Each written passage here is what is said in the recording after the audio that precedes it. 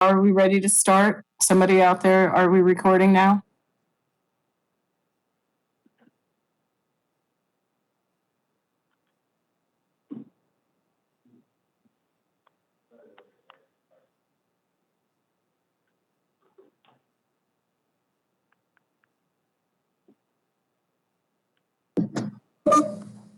Okay, Jim, can you turn around and see it? I don't know where you are, but is the recording button on so I can start?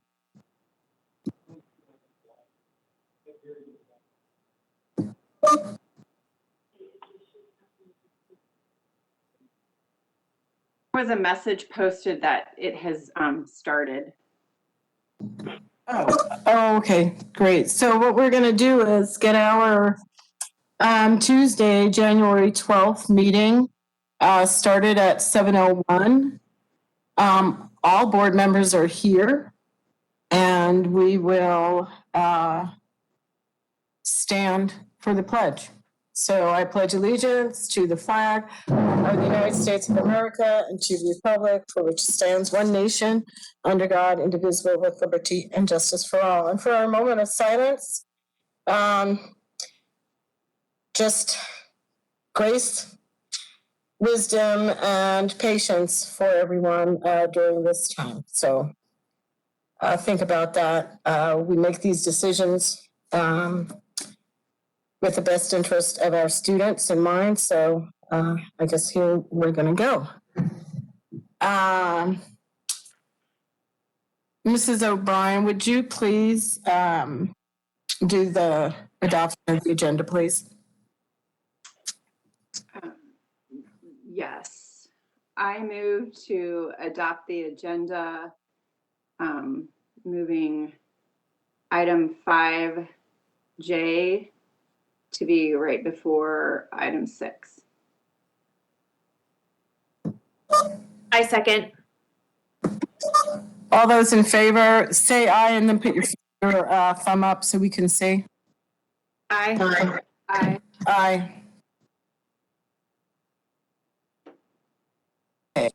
So what we're going to start this meeting with is our organizational meeting. And 2A would be the nominating for president. And I'm going to open this with making a motion to nominate Mrs. O'Brien as president for this following year. Can I get a second? I'll second. Any further discussion on this, or can we vote? I'm ready to vote.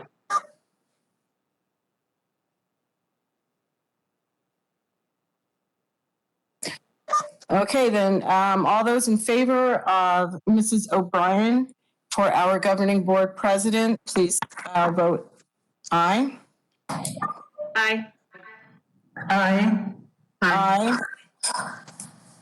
All right, Mrs. O'Brien, go ahead, take it over. And congratulations, President O'Brien. Thank you, Mrs. Ordway. I would move to item 2B, the election of the vice president of the governing board. And I move to nominate Ann Ordway as the vice president of the governing board. I second. Do we need any discussion? All those in favor say aye. Aye. Aye. Any opposed? Okay, please, that's the vote passes 4-1. We'll move on to item 2C, the appointment of the Arizona School Boards Association legislative delegate. I'm going to nominate Mrs. Reed. Do I have a second? I'll second. Thank you. Do we need any discussion about the Arizona School Board Association delegate? All those in favor say aye. Aye. Any opposed, please say nay. The motion passes unanimously. Item 2D is to appoint the Arizona School Board Association delegate alternate. Do I have? I'd like to nominate Ms. Paperman. It's a good learning experience for her. Okay, thank you. We have a nomination for Mrs. Paperman. Do we have a second? I I second. second. I said that too. Thank you both. Do we need any discussion? All those in favor, please say aye. Aye. Aye. Can you unmute Jenny to say aye? Or did you not want Or just do a thumb. to do a thumbs up? Aye. Thank you. Okay. Any nays?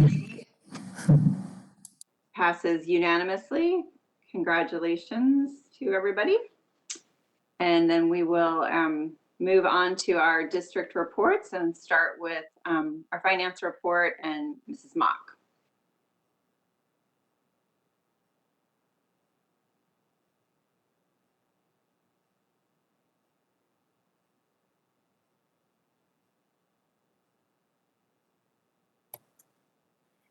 Good evening, members of the board, President O'Brien, and Vice President Ordway. I had to think, I should have written down those changes. I am pleased to bring to you tonight our standard finance reports for the first meeting of the month. The first report that we are going to start with is our enrollment report. The enrollment report presented to you this evening is the enrollment report as of December 16th, or the 88th day of school, which was the last enrollment report before our winter break.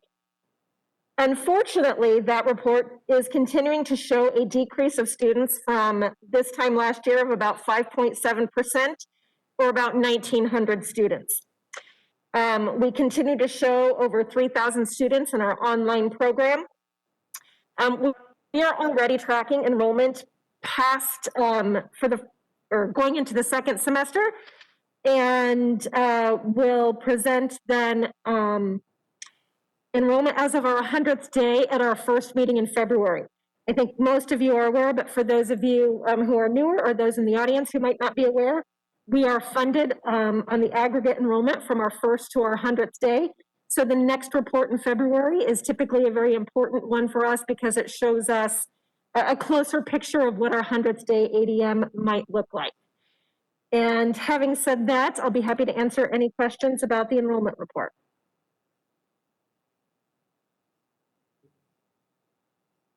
Any questions? When is our actual 100th day? It is actually this Friday. Okay. Any other questions? Okay, I'm next. So you can move on, Mrs. Mock.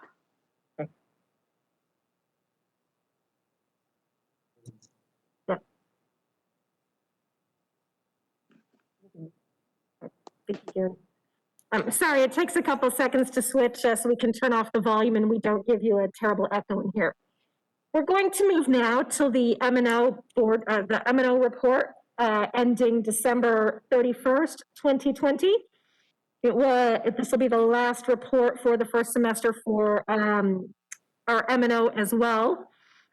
As promised, we've been promising you all along that we would see some changes as a result of our budget decrease and some of our grant funds, such as our enrollment stabilization grant. So all of our funding changes and expenses had to be done for our enrollment stabilization grant, or ESG, by December 30th. And so over winter break, we got all of those recodes completed. That is why on the top line of the December budget report, you will see a remaining budget balance for our certified staff contracts of about $10.8 million. We focused a lot of our ESG funds on recoding general education high school staff. It got us very close to the amount that we needed to recode for our ESG, but not quite. So we also included some other of our K-8 and K-6 and a couple other school staff as well. So the majority of what we see in our remaining budget balance at this time are those recodes that we had to ESG. Our enrollment stabilization grant was a little over $12 million. We also recoded expenses for our air purifiers, some of our PPE, and some of the other supplies that we have purchased during this school year. So showing that, we would expect a carry forward of about 13 million.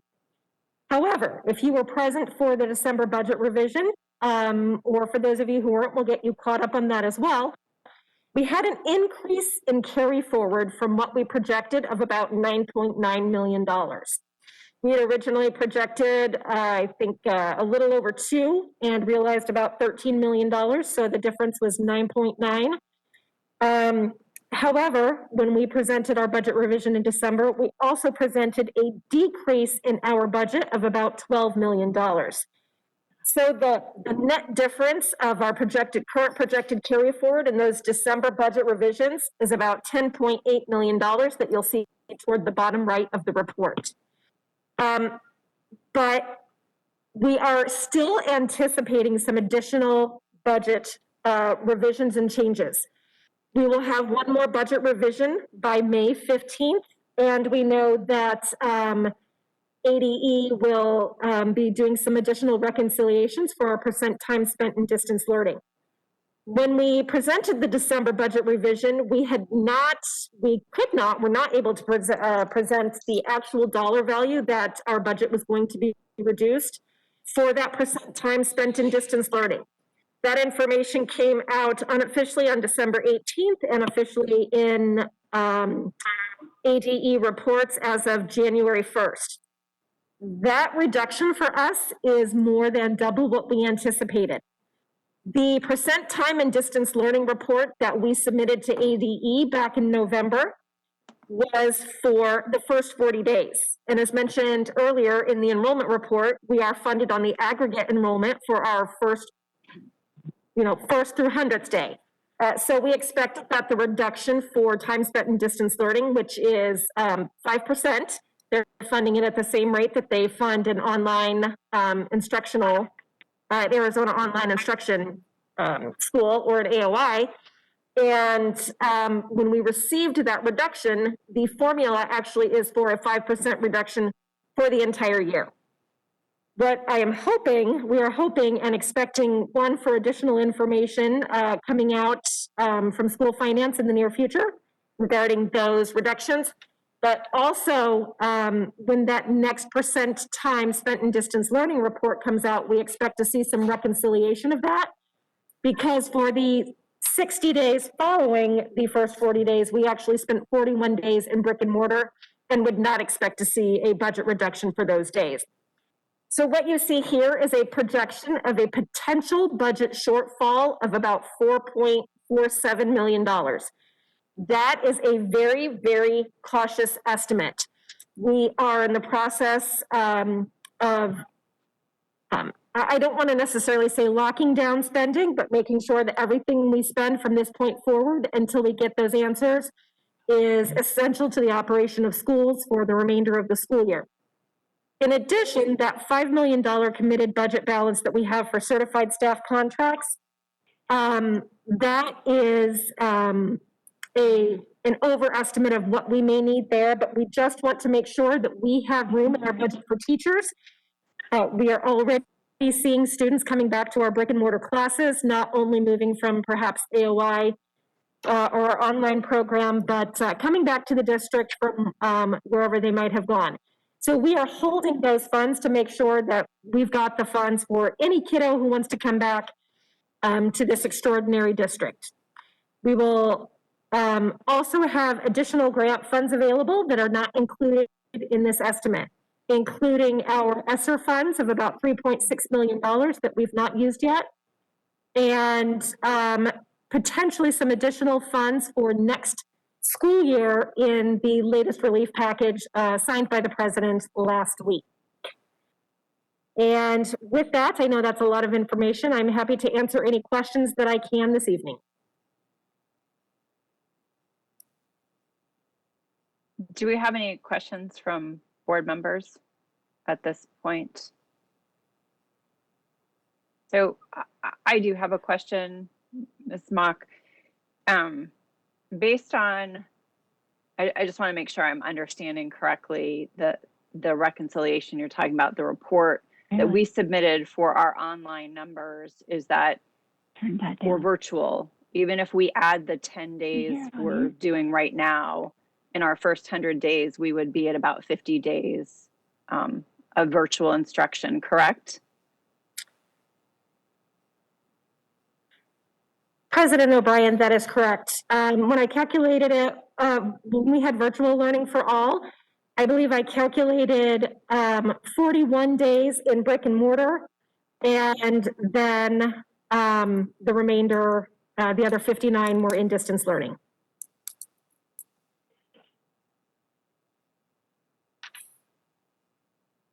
And there may be some, oh, I'm sorry.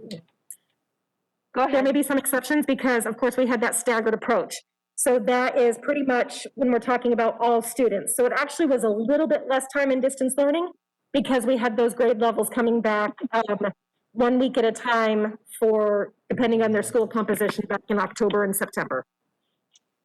And do we anticipate ADE to make an adjustment based on the next report we file, or we just don't know? I keep forgetting to pause and wait for Dr. Zerbach to turn off his sound. I apologize. We know that what I don't like are the timelines. We know that in April, we are going to be asked to submit another distance learning report. And so any adjustments would basically come to us just in time for a May revision and may have to be calculated as carry forward into the following year if we're unable to budget for them this year. I don't think we would need to spend them, but we would probably calculate them as carry forward going into 22. Okay, thank you so much. Anybody else have a question? Just double check. All right, thank you so much, Ms. Mock. We will move to our return to school report, and unless I'm corrected, I believe that will be Dr. Zerbach. President O'Brien, unit 2021.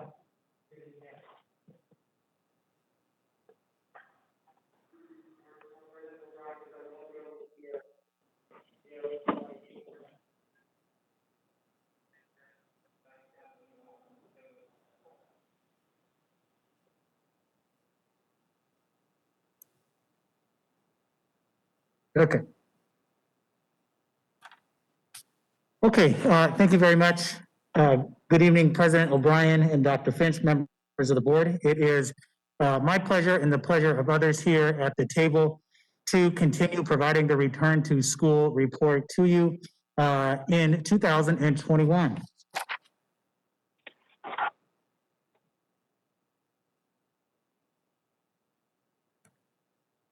Okay, so in our return to school reports, you will hear a variety of updates that come from our 3 return to school work teams. These work teams are listed here with their icons on the second slide. That is the Return to School Safely Committee, or work team, the Return to School Learning, and Return to Work Safely. As we have in the past, we usually begin these presentations by highlighting some of the great work that has been done by our staff throughout Deer Valley. And in this presentation report is no different. We would like to begin by highlighting the great work that Barb Irvin and her community ed staff, along with the nurses, did at our winter camp at Desert Sage over the winter break. If folks who are listening in did not know, we did have a camp that ran Monday through Wednesday of both of the weeks, where we had a number of students that were present. And so they have great activities for the students to participate in. And so we thank very much the staff that was involved in providing those experiences and opportunities to those kids. I also want to take a moment to highlight the great work that the staff is doing with the on-site support in Deer Valley. We call that Free Safe Learning Space, or FSLS. For this, we did this in the fall, and so we resumed it again since we are in the short-term virtual for all now. And when we are in this particular phase, we have many of our paras in our schools. We have our transportation staff, we have our cafeteria workers, And we have many other support staff that are working with our community ed staff as well to provide this on-site support where the students can be on campus and they can access the virtual lessons that are being provided by our teachers. And so the folks are doing great work. I was out at many campuses last week and observed just the work that they're doing and seeing the commitment that they have for the students. So again, I want to thank all of those folks that are involved in the free space learning. With that said, I'm going to jump right into the metrics. As we have in the past, we usually show you a snapshot of the three metrics. You can see on the left, our case count is in the high 500s. It's about at 590. It took a slight dip from the week prior. Our rate of positivity increased in our last report to 20.79%. And our percent of COVID-like illness is hovering in the mid 12% right now. Those numbers for our metrics, those are in the substantial threshold. When you look at the categorical pieces that ADHS and Maricopa County have identified, and they have been in those now for consecutive weeks. And so one of the questions that I wanted to start off by addressing is, so why is the school district having students resume in person and staff in person when we have the metrics that are in the red? And that is something that folks who have not been following the evolving nature of the metrics, then folks would not understand how that has been done. And so I want to take a minute to address that. So the first thing that I wanted to comment on is to remind folks that the metrics were made before any of our students came back to school. And so the knowledge that our public health experts had at that time is quite different than the knowledge that they have now and the knowledge that they were gaining throughout the first semester. I believe when they came up with the metrics, really the only base of research that they were able to go off of was a very small amount of research that was done in Israel on a small population of students when they looked at what would be the best metrics to use in terms of coming back. And so this is so much to say it's not that the metrics are not valid nor important, it's to say that public health has looked at the metrics and from a lens of evolvedness there as we move throughout the first semester and now into the second semester. And so beginning in roughly early October, you heard Mrs. Moffitt and I talk about how Maricopa County was not solely using the metrics to make those decisions, but also using the consultation. And again, that's something that we have informed the board much about and also our staff in our fireside chats. And in those consultations, they look at a variety of other factors.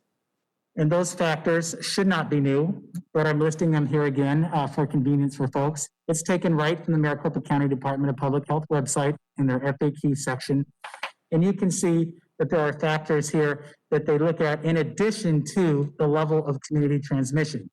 And so you can see that the mitigation plan is one of the items that's in there, looking at how many classrooms actually in the school are impacted by the COVID cases. And so this is something that public health has worked with us over the first semester. And again, it has put us in a point where we not only look at the level of community transmission, but we look at these other items to make these decisions with the public health experts about when we can be in school. And that knowledge has continued to evolve and to where on this slide, you can see that there is a joint statement from Ms. Flanagan from Maricopa County Department of Public Health. She is the Director of Public Health for the county, and also Dr. Sonnenschein, who's the Director of Disease Control. And so you can see in this statement, which they released in late December, that they are saying now that regardless of the level of community transmission, that if schools have solid communication plans, or mitigation plans, excuse me, if they have solid communication structures, if they have good contact tracing structures and mechanisms in place, that they support those school districts to have in-person school. And there is much research showing us now how important it is to continue to have those opportunities for the students, whether it have to do with social emotional rationale or others, that there are numerous reasons that support having the kids in school. And we know through our first semester that our mitigation plan is solid. We have reviewed that many times with Maricopa County Department of Public Health. They have affirmed our mitigation plan, and the systems that we use throughout the first semester. And so we plan to continue those in the second semester. With that, we do know that there are some concerns, and Jenna and I have met with our associations. And so we have taken notes of some of the concerns that have been voiced. And so I wanted to take a moment to address some of these. So with respect to the metrics, I believe I've already covered that as far as folks who are wondering why again would we come back if we are in the red. As far as the mitigation plan, folks are aware of the strength of the plan, but there are some points that have been highlighted that folks would like some conversation about addressing. Some of those are about the consistency of mask wearing in unstructured times. One example of that is the cafeteria. And so working with our administrators in the second semester to make sure that the plan is as tight as possible in terms of when the students would wear their mask from the transition to and from the cafeteria. And in some of those other unstructured times, making sure again that it is as tight as possible. Another area that we heard is that folks are wanting to make sure that our signage regarding our healthy and hygienic behaviors with respect to COVID are quite visible and up for all to see when we come back in the second semester. And so those are things that we work to or continue to work with our administrators to ensure that those are as strong as can be. Class size is one that has come up from the start, and we have acknowledged, as we did in August, that there are limitations to that in terms of what we can do because there are only a certain number of staff members that we have at our schools. And so class size can range in our district. We have some classes that are smaller than others. It is something that we work with our administrators in terms of when they're doing class assignments, that they would consider that aspect and work to reduce those as much as they can. But again, I do concede that this is a limitation in our plan for this, as it is for almost all of the school districts that are out there with in-person learning. As far as district communication about cases, we are aware that there are some staff members that feel that they are still not sometimes receiving the communication about a positive case that's on the campus. So we work to refine that and make sure that the system is as tight as possible with that. And then the last piece is this extension of the FFCRA provisions. And I'm not going to go into details about that now because Mrs. Moffitt will address that in a future slide. Okay, as far as our updated quarantine guidance, I have put this in a board update, and we talked about this as well in the December board meeting, but I did want to bring it back to everyone's attention that we do look to implement the updated and revised quarantine guidance by the CDC, which was adopted by Maricopa County. If you are not aware, it is a switch from a 14-day quarantine to a 10-day quarantine, which also allows for an early release from that 10-day quarantine to a full 7-day quarantine if you meet some of the parameters. And the parameters are that you would take a test after the 5th day, that the result is negative, and that you are symptom-free since the exposure. All of our nurses have had training on this from Jackie Duarte as far as how to make sure that they are fully understanding the early release component of the quarantine, and the administrators have had training as well from myself on this.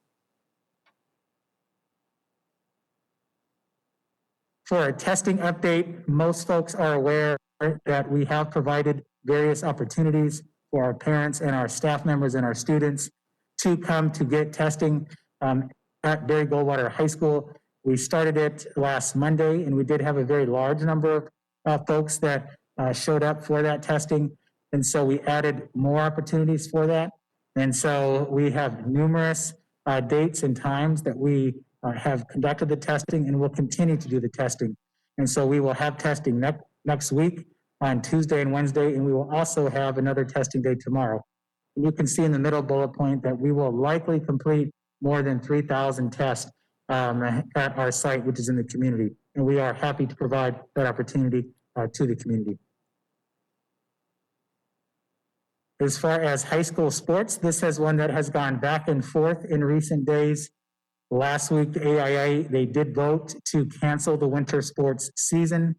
However, The AIA committee met yesterday and then also reconvened today and had a revote. And in that vote, they did reverse their earlier decision from last week, and they will continue with the winter sports season. There are some parameters that are in play for this. For instance, they are requiring the use of a face mask for the student athletes during the actual play. And so when they are playing basketball or when they're playing soccer or having a wrestling match, they are required to wear that face mask during the competition. That is different from what had happened in the fall when the student athletes were not required to wear the face mask. There are also limitations on the number of visitors that are allowed to attend any particular competition. And so our athletic director, Mr. Warner, will be working with our high school athletic directors and making sure that all of these pieces are put in place and communicated well to our parents. The next slide contains an update on our middle school sports. This is one that too has evolved. I first want to say that there will still be no between school competitions with our middle schools. This is something that supports our mitigation plan and helps the overall system during this time. Our schools will have the opportunity to provide at their discretion some of the intramurals or sports camps at their school between now and spring break. Depending on the situation at the time of spring break, we will revisit this to see if there are any changes that can be made after spring break for our middle school student athletes. Okay, in terms of communication with our stakeholders, you are aware that we have tried very hard to communicate frequently and effectively with our stakeholders. We know through our McCrell change framework and second order change how important this notion of communication is. And so I'm putting this as a reminder.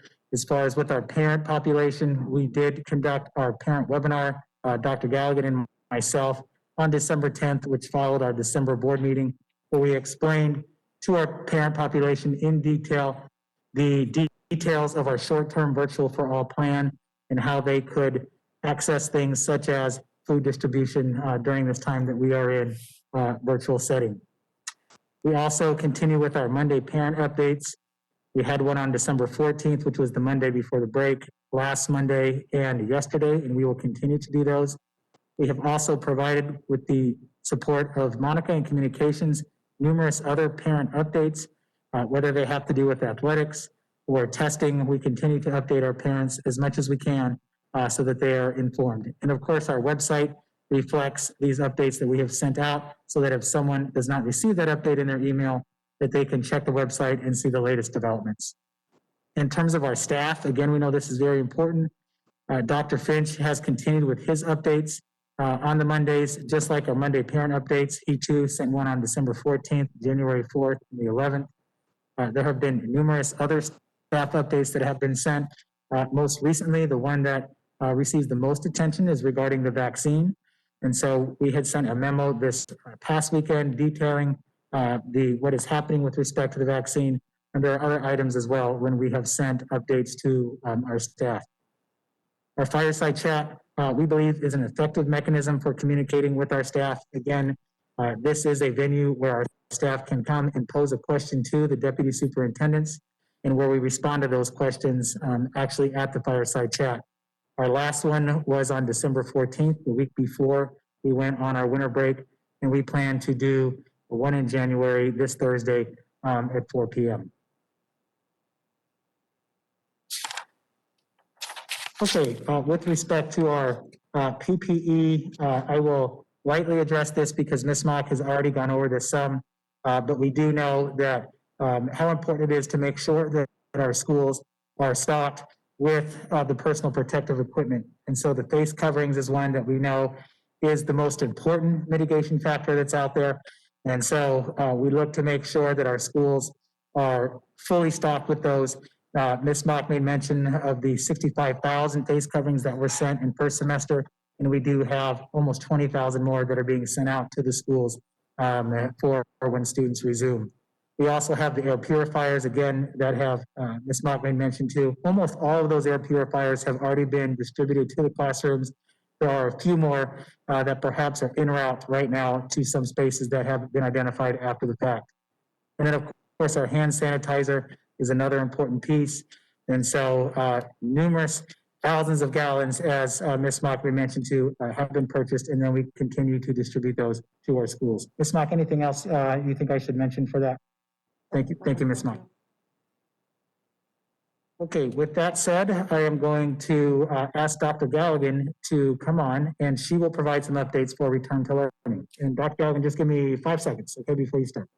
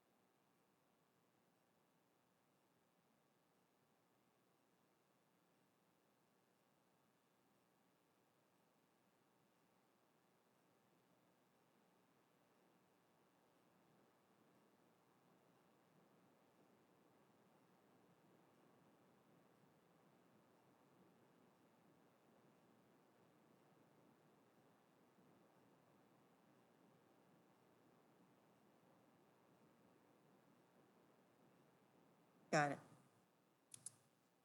I unmuted the wrong thing. Okay, I unmuted the wrong thing. I'm so sorry.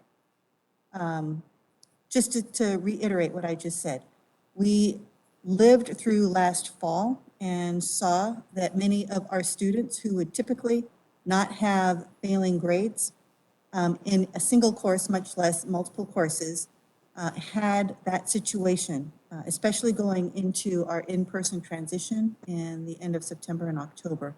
Our schools did a mighty job in working to bring those kids back to a better grade and engagement in their learning over the rest of that semester. But we still have an inordinate number of children who had failures in the first semester. And we are working to mitigate that challenge as we go into, as we continue into this spring semester.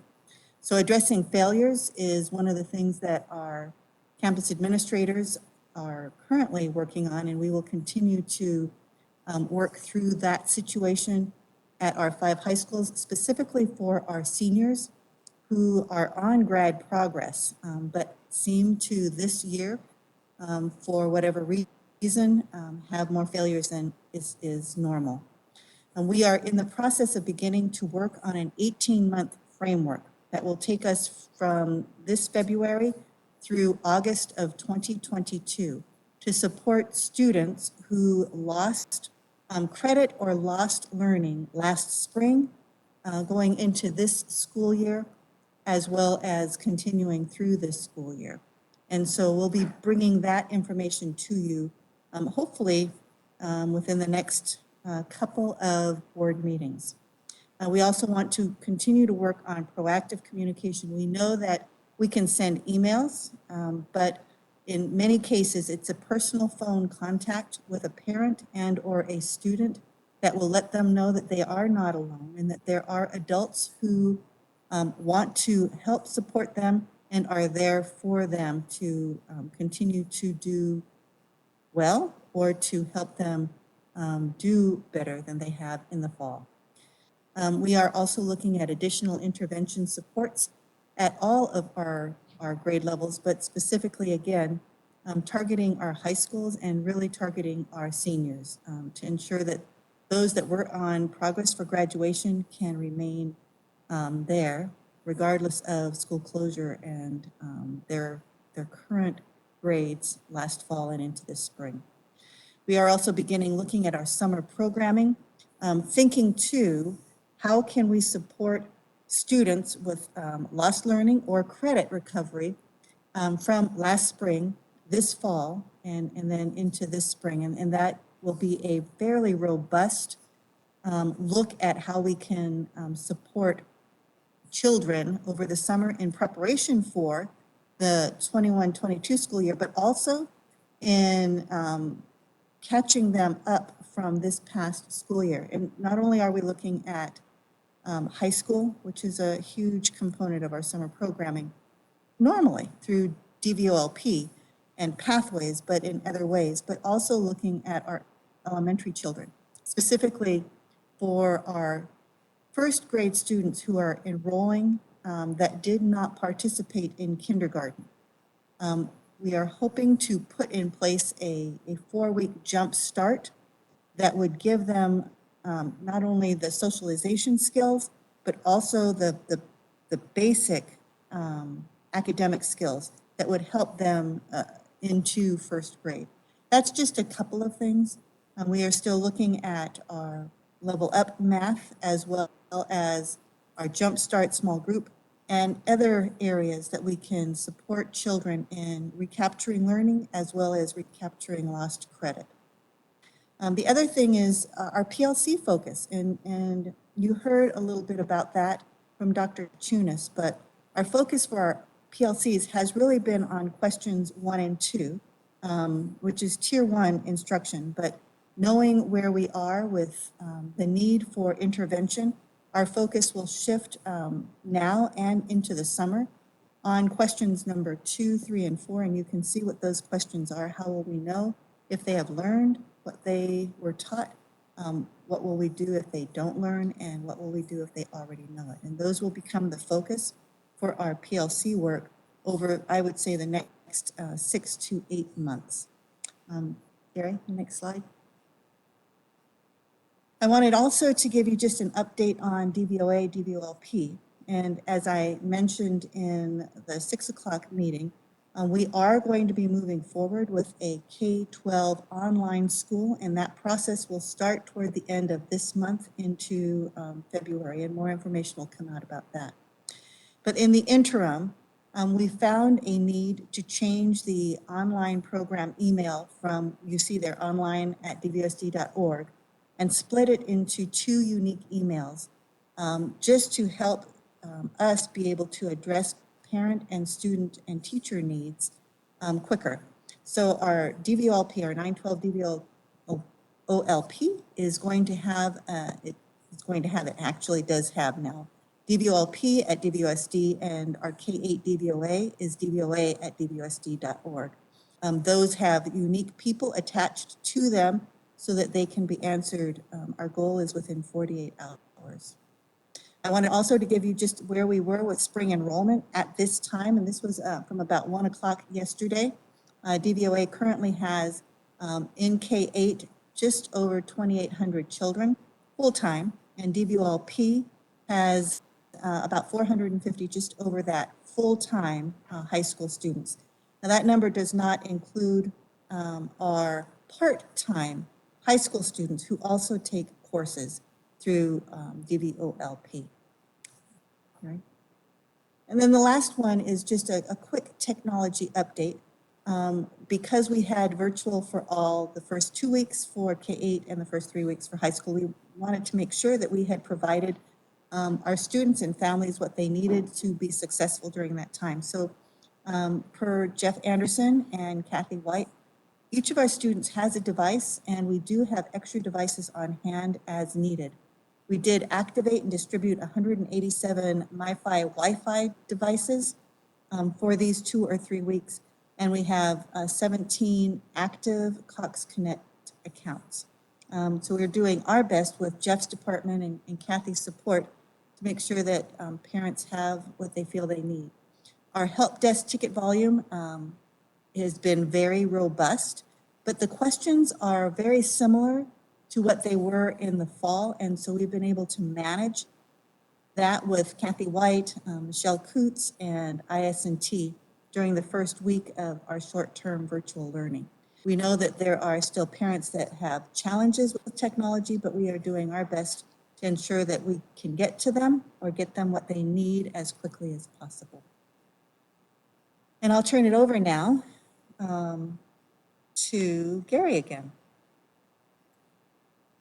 Thank you, Dr. Gallagher. And our third work team is the Return to Work Safely, and that is chaired by Mrs. Jenna Moffett, and she will lead us through the following slides.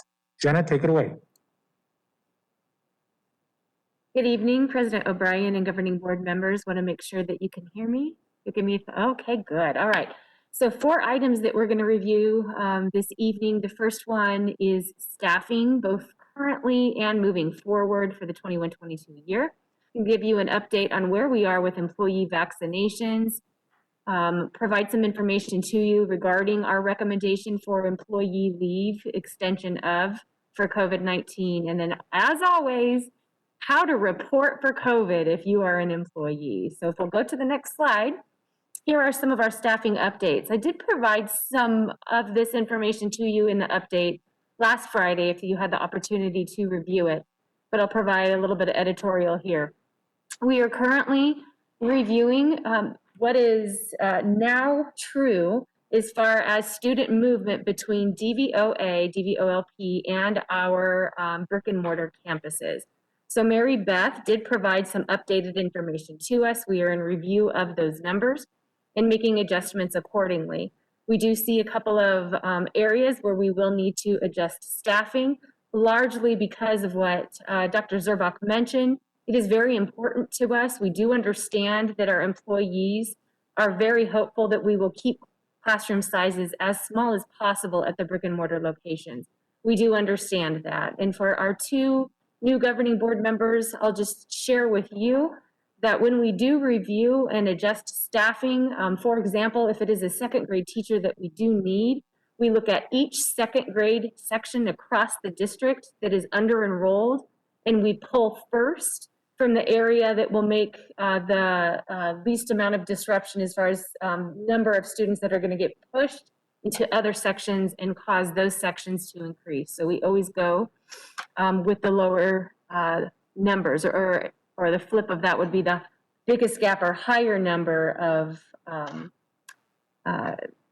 gap between what the current enrollment is and what the trigger would be to add another section. And so anyway, we are adjusting that right now in preparation for high school and middle school to come back. We do not yet see that we are going to need to do that at the elementary K-6 levels. And then we also are continuing to work with Allied Universal for custodial support. We are happy to say that they have sent us 9 custodians that support us with evening time cleaning. And if, as you know, that was our priority, is staffing our evening time custodial vacancies.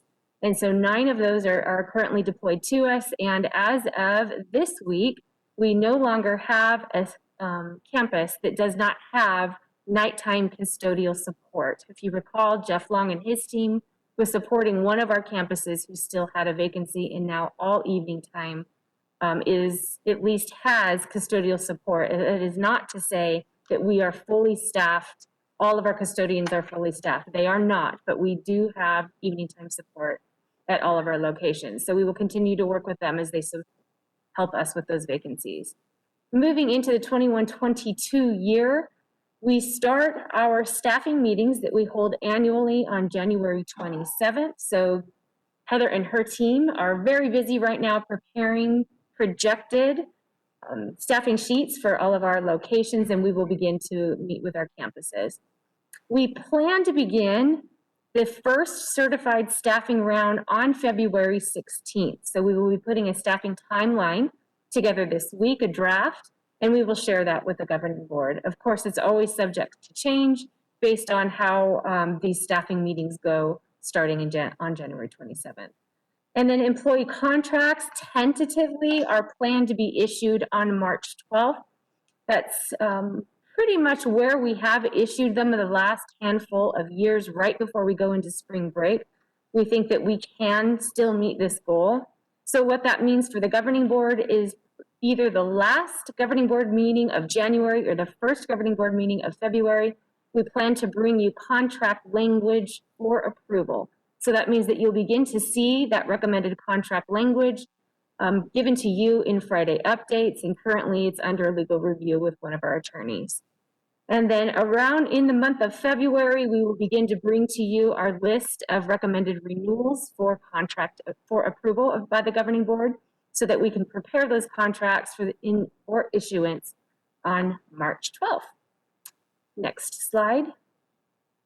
Okay, vaccination updates. Dr. Zurbach mentioned that we did send a memo out this weekend to let our employees know that we did receive some information from Maricopa and also some other parties that are working to support us in the distribution of vaccines.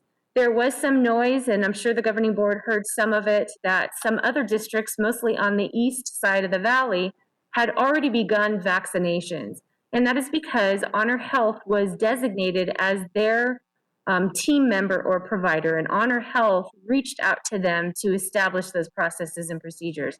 Our partner is Banner, and they are working with us, will be working with us moving forward into next week. So we understand as of last night to set up pods within our own district boundaries that can provide services to all of our employees, and will also provide services to other LEAs that are within our boundaries. So in other words, private, perhaps charter, could move that direction too, but they will be set up and they're working to assist us with appropriate times.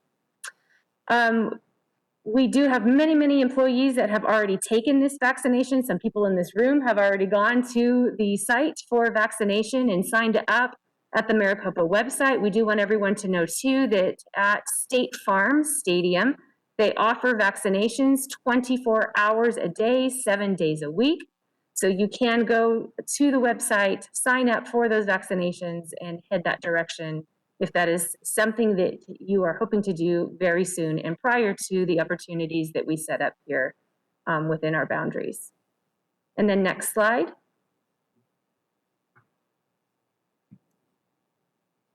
Board members, I will add on to in Friday's board update, you should expect an update regarding the timeline for when more of the widespread opportunities that will be available more locally, more convenient for staff. There is a meeting that has just recently been scheduled for this Thursday with Jenna, myself, and Scott Warner, where we will meet with the county representatives and start to learn more of the fine details regarding this cluster approach they're talking about, this 22 school group cluster approach. So again, look for an update this Friday in the board update.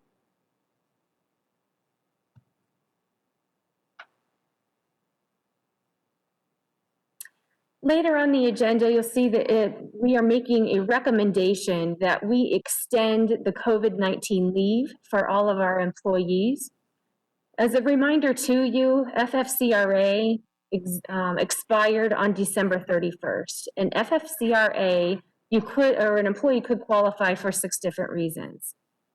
Under this recommendation of leave, we are only recommending 2 reasons why an employee could qualify for this leave. So you'll see the 2 bulleted here. The first reason would be if one of our employees is experiencing COVID-19 symptoms and are seeking a medical diagnosis, they're testing for COVID-19, or they have tested positive for COVID-19. Under those circumstances, we would be asking our employees to self-isolate. And if they are in self-isolation, they could qualify for up to 10 days of leave. The second bullet would be if we, Human Resources, quarantine an employee because that employee has come in close contact with someone who has tested positive for COVID-19. So as the board is aware, we do have conversations with our employees, and though we follow essential worker guidance, there are some circumstances where an employee may still need to be quarantined. And so we recommend that in those cases that the employee be afforded those 10 days. I do want to also point out that our recommendation would be an extension of, in this way, FFCRA, as it sits under the umbrella of FMLA, that they would only qualify for it once within this contract year. So if an employee has already exhausted their 10 days under FFCRA, they would not qualify for an additional 10 under this leave. It's an extension of those 2 categories that we are recommending. I want to also point out that if the employee can work from home during a self-isolation or quarantine, they may continue to do so. If their job allows for it, they may continue to work from home. If they don't feel well enough to work from home, then they do not need to work and they can take this leave. So those procedures have not changed. We've been asked several questions about that. So again, an employee can continue to work from home and would not need to take leave, but those that do could qualify for this leave if the board approved. And then lastly, always a reminder to all of our employees to make sure that they do report to covidreport.dvusd.org if they have come in close contact with someone who has tested positive for COVID-19, if they are symptomatic, or if they are currently in the process of testing or have tested positive. We do appreciate all of our employees that did report over the 2-week holiday break. It was very helpful to us as we made assessments of where we were in coming back in last week, and as we make assessments for coming back to work on the 19th.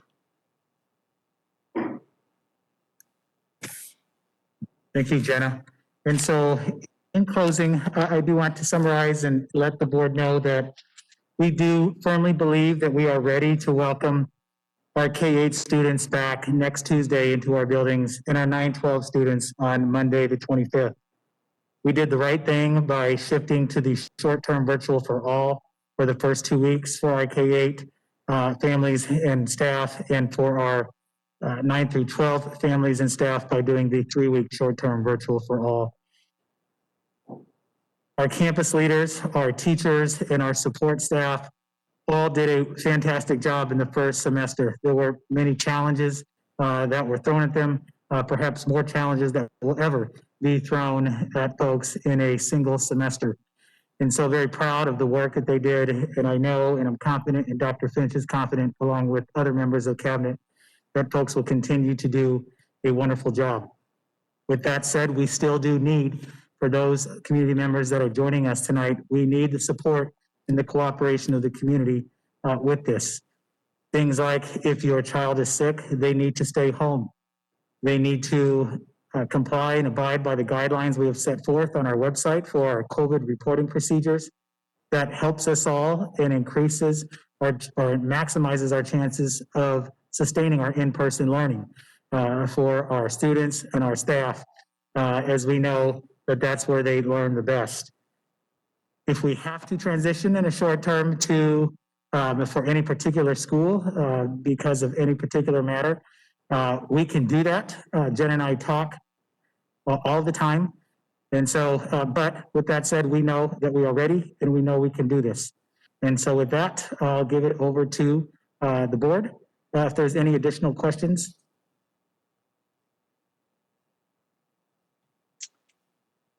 Board members, do you have questions? Yes, I have a question because so far looking at the return school safety, I just want to make sure that our students, our staff are going to be safe because we need to keep in mind, we're famous in the news, New York Times, Arizona is #1, with COVID. We have, 10,000 people that have lost their lives over this. We want to make sure that we're protecting, our children and our staff, making sure that, this is the right time to return to work. Also keep in mind that if, we're going to be taking vaccine, I'm a school teacher myself too. In order for the vaccine to be effective, you need to take both of them, to be effective. So to me, I don't know, if, I don't feel, safe, students right now returning, at least until the staff, get the 2 vaccines, because, we have lost too many lives in Arizona, so we need to keep that in mind.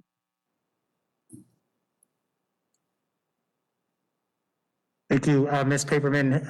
Again, I would go back to our conversations that we have had with Maricopa County and with the public health experts, that they are in agreement with our systems, that they are solid, and that they are in support of us continuing with the in-person instruction.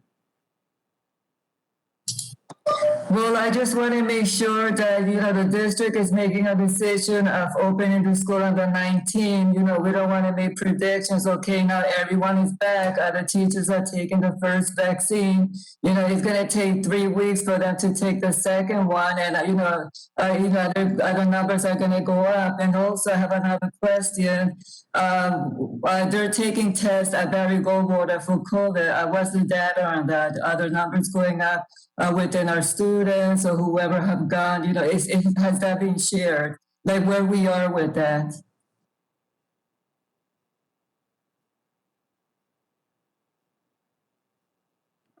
Ms. Taberman, just so that I'm clear, are you asking, do we know what the results are from the testing that was done at Barry Goldwater? Is that the question?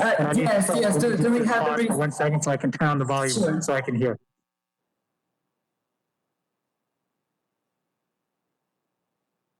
Okay. Yes, since so far I have read like 3,000 individuals have gone to be tested. Of those, probably 3,000 or more by now, how many of them have been positive?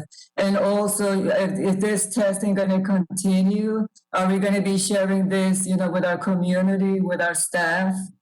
We need to know where we stand because, the reality is, people, have died from this COVID. So we want to make sure that we're really, that we're protecting our community, our parents, our teachers, that, we're not going to be losing lives. Ms. Paperman, okay, there are a couple of questions that you posed. As far as the testing opportunities, we will continue to offer those next week on the Tuesday and the Wednesday. And then we have spoken with Maricopa County about looking to have additional testing opportunities after that. That requires a partnership between the county and then a testing vendor. And so that is something that we would like to continue, but it is something where it also is dependent upon county giving approval for it. But we would like to continue offering those opportunities for the county. And as far as the actual results from Barry Goldwater, we don't get the specific results for that. Again, anyone from any part of the community could actually go there. What we do have is we see our Thursday numbers that are updated by the county. And so we would look for those. Now, those would contain information not just from Barry Goldwater, but it would be from any of the sites that are testing families with residences in our area. And so, but we don't have the information specifically to Barry Goldwater. Thank you for the information. I also have another question. I just want to make sure that our community, our parents, our staff, have been given a voice. Was there any survey given to the population to see where they stand with the returning to school?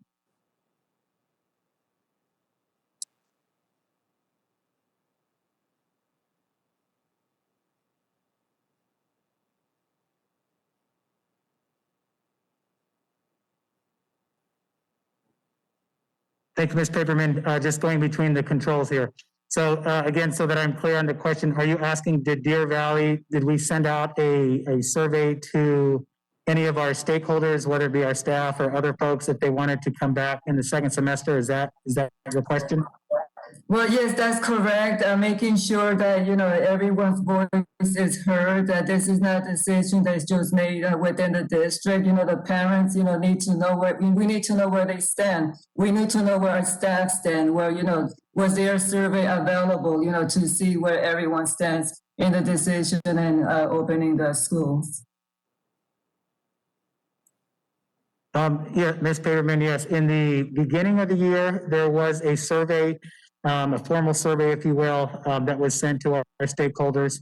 In the recent times, because I would imagine you're thinking more of recently here for second semester, it has been more through our communication structures where we have communicated out and then offered opportunities for staff to post questions to us.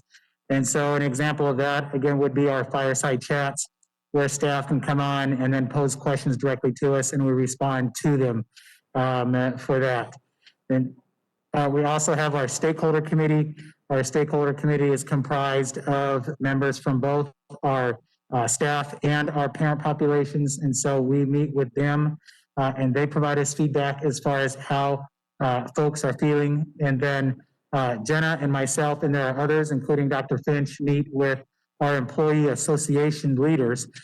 And they communicate information to us as far as any of the activities that they are doing with their employees in terms of collecting information from them and then giving us the pulse in terms of how they are feeling. Jenna, is there anything else you would want to add to that? If so, you got to give me a minute to change my. Okay, thank you for the information. As a governing board. Ms. Paperman, you probably Yes. couldn't hear that, but Jenna was giving me a reminder that Sure. as recently as this week with representatives from our employee group associations. Thank you so much, Dr. Zurbach. And Governing Board Member Paperman, we're going to allow some of the other board members to have an opportunity for questions now, okay? Mrs. Ordway? I just have an observation. Observation is I appreciate the updating. I appreciate the explanation of how when this started, metrics were and still are based on data. However, as we move through COVID, things will change and we will learn new things on how to mitigate it, so on and so forth. So I appreciate you bringing that information forward. I also wanted to see if you were planning in some way not to in any way make a decision or for a staff member to receive the vaccination, because vaccinations are open to all of our employees, correct? Oh, sorry. Ms. Ordway, yes, that is correct. So phase 1B is open to all school staff. And so it really is as easy as bringing your district badge to one of the PODs or State Farm. And you can show that, and then you need to register and get that appointment. And we have sent that information to our employees regarding how to follow that process, and then they can get that vaccination. And again, I would just reiterate that we are working, Ms. Ordway, right now to set up more of those school group vaccination opportunities for ourselves and some of our surrounding LEAs. Mrs. O'Brien, I just have one short follow-up. So what we can do, as normally we will do, is make it as convenient for our staff, whether it's understanding how to fill it out. If you have the time to fill it out, we will assist in all of that to make sure that those that want to get vaccinated have that opportunity as soon as they're ready to have that opportunity, correct? Ms. Ordway, yes, that is correct.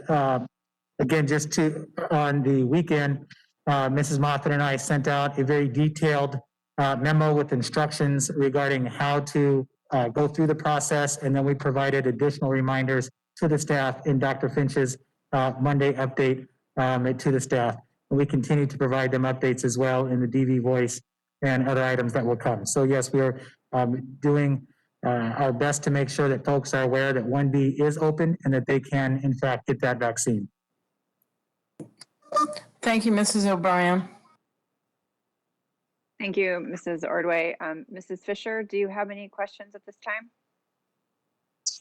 I do actually have a couple. We'll just range from really easy and quick to longer. Are the updates that are being put out, are we using social media like Facebook or anything to put those out for the parents?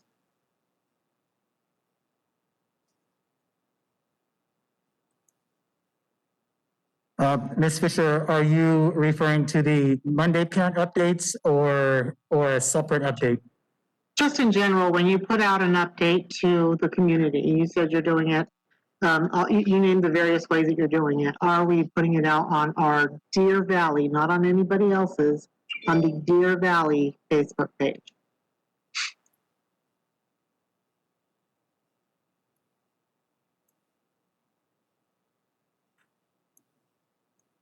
Sorry, hold on there again, just doing the controls here.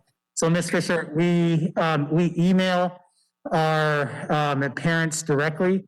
Sometimes we use the text message feature, which will alert a parent in terms of that there is an email that they should see. And then we also know that we have folks on our stakeholder group who have social media that connects to the community. And so some of those folks as well, they do help spread the word. Okay. Well, because those are closed groups, so it actually makes it more difficult for some of our stakeholders to get it. It would be nice if it was on our page versus on relying on individuals to post it. The second thing, and it's because there's a lot in the report. I want to just touch on the AIA. I did sit through their meeting earlier today. And I personally am happy that the sports will at least continue to happen because it's important for our students, student activities and athletics. They're just important for our kids. In addition to that, somewhat bringing normalcy into the lives of our students is very important. Is there any discussion about the continuation of other things, band, art, life events such as prom, homecoming, things of that nature? Is there a way to get some of these activities, or at least start even talking about them? I don't know about anyone else, but I mean, I remember my and it was, I'm not going to say how long ago, but it was very long ago. And these kids deserve some sort of normalcy into their lives. So is there any discussion about other activities? And then the second thing, staying on that same AIA. Yes, Ms. Fisher, there is discussion about some of the other activities. We did have a variety of those activities that still occurred in the first semester. For instance, with band or choir, some of our high schools, they had a socially distanced honor society induction. And so, yes, those events did look different than they looked compared to prior years due to the mitigation requirements that were there, but we did provide many of those. And we look to continue to try to provide those opportunities when we can in a safe way in the second semester, especially for our students in the high school level. And then the last thing on the AIA part, is there a possibility to look into breathable masks? I know that there is, I've looked at all the different types of stuff to cover your face with. And there is some masks that are almost like a mesh, but they have some coating or something that so they're very breathable, but they're still considered effective. Is there a possibility that we can get that for our athletes? I mean, I would hate to have an athlete vapor walk in the middle of a football field. And I understand why they want them to wear masks, but is there anything we can do to find a better mask for them that they can breathe? Has that even been considered? I know the meeting was just today.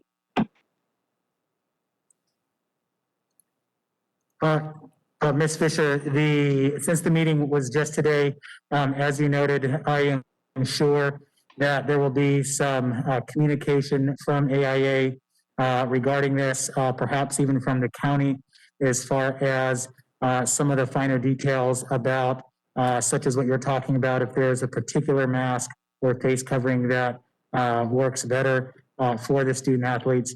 And so when we learn that, we will be sure to put that in Friday update or the next board meeting. Okay. And then I just have one more, Ms. O'Brien. When we're talking about COVID in general, we don't seem to hear about any other metrics. We seem to hear about the infection rate and what are they calling it, the positivity rate, but we don't seem to hear that there's a 99% recovery rate. And then the other thing I'm very concerned with is when you look at the students who have died in the state of Arizona, as of January 10th, we've lost 17 individuals under the age of 20. And they were lost due to COVID. As of November 10th of 2020, according to Dr. Christ, we had lost 43 individuals under the age of 20 due to suicide. So being out of school is very detrimental to our youth psychologically. In those additional 2 months, we could have lost even more students, but at that rate, it is 2.5 times more likely for them to complete suicide versus dying of COVID.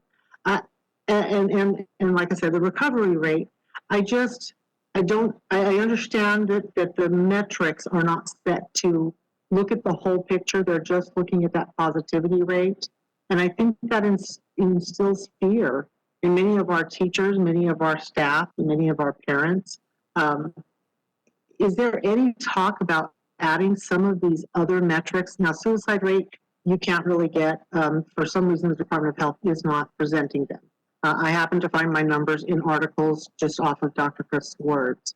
But is there a consideration of adding some of these aspects of the big picture that shows it, that yes, we have to be mindful, but maybe it's not the end of the world, so that we can start coming a little bit more together? Ms. Fisher, in terms of the importance or the benefits of what in-person school provides, that is something that we have certainly talked about here in Deer Valley and communicated to our staff and parent populations, and of course to the board as well in the first semester. Are you asking me, Ms. Fisher, if Maricopa County or ADHS has said anything recently about incorporating something like that into the official metrics? Is that your question? And if you could just pause for 1 second so I could turn the volume on. Are you good? No. I know Maricopa County is going to provide their information, what have you, but we can look at their data, just what they do provide. And if you look at the flip side of a data point, generally you see the other side of it, which is the negative, is the positive. So negative is that we have a increase in positivity rate. But when you look at the positive rate and in relation to the death rate, you also have a recovery rate. Is the district talking about at least pointing out some of these other metrics?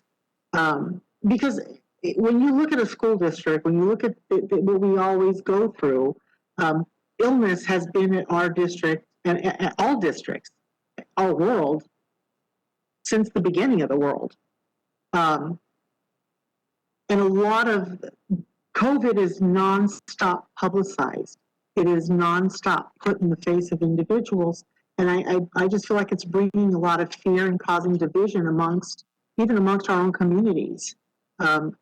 So if we could, I don't know, are you guys thinking of posting any of the positive sides, any of the good things, not necessarily happening that the school's doing, but we're seeing a high positivity rate, but we're also seeing a high recovery rate. Yes, we're seeing that there is transmission in the community. However, we are definitely not seeing it in our schools. I'm more looking at how we can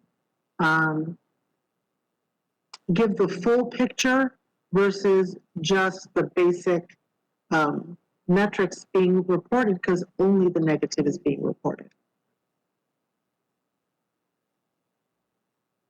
I think, Ms. Fisher, I think I would respond to that perhaps first by referencing more of the additional, let me go back to the additional factors that county is having us now look at. And I think the pieces that you're talking about in terms of the recovery rate and some of the other items are integrated into that. And that is why they are not looking solely at the metrics in terms of the levels of transmission. That because we do know more about it with things such as, again, the recovery rate, that we look to other items as well to see if we can have our in-person learning for that. And so I think that is one of the ways. We also have had, as you know, our COVID-19 dashboard, which we are transparent about. We update that and put it out for the community to see each Monday. And so folks can see that if you look at our percent of total population in terms of the amount of COVID that is there, it actually is very, very small when you see that. And so I would say those are perhaps two ways of looking at that in terms of asking, have we educated or promoted different aspects of or different ways of looking at it. I think I said that was one final thing, but just one more question. It's probably a Dr. Finch question.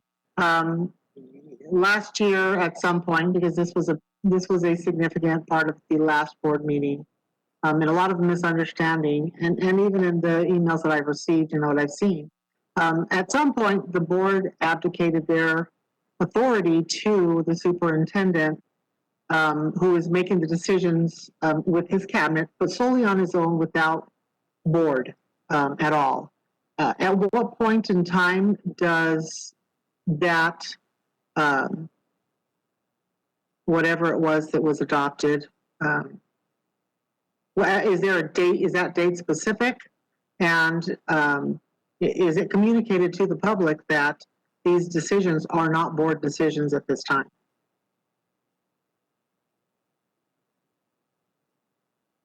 Yes, that was a board resolution. Many districts throughout the state did that. And the reason it was adopted is because of the fluidity of each decision. So for example, we don't want to get the board together every time we close the 7th grade or a school or a region. And so that's why it was, the board voted on that resolution.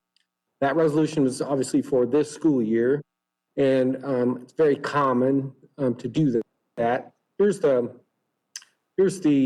flip side of it. If you say it's not a board decision, the board can at any time, if they can get 3 members to get it on and vote on at any public board meeting, they can reverse a superintendent's decision and make their own. That's the definition of board superintendent relationship. So if the board, for example, if they wanted to start school tomorrow, obviously it wouldn't work today, but an example would be they would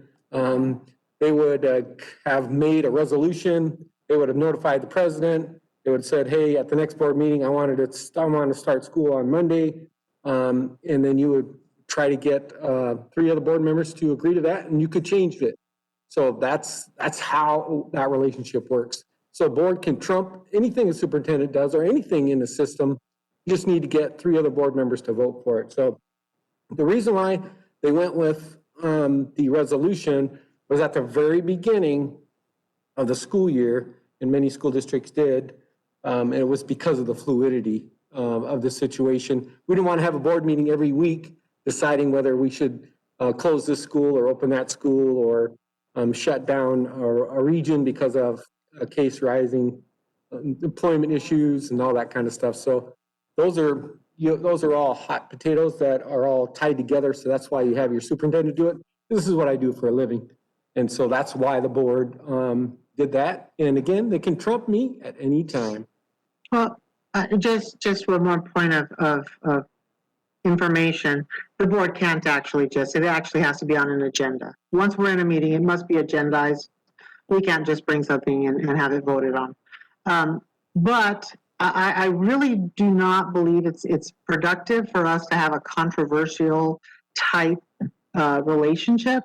So it's just best, in my opinion, this is my opinion, that the public is at least aware of what some of the things that were done, what they mean. I personally don't believe that the board should ever abdicate their responsibility. And I do believe that that's in statute. But with COVID and there being such unknown, I would never, I would never blame them for making a decision such as that. However, we're much more stable at this time. And even if it's for the whole school year, I thought it was actually done in the last school year, which is why I brought the question. I did look at the date. So I just think that it's important that the public and the employees and everyone is aware that these are administrative decisions, appropriately so, at this time based on what was adopted. However, that way they're aware. They know who to address, where to bring it.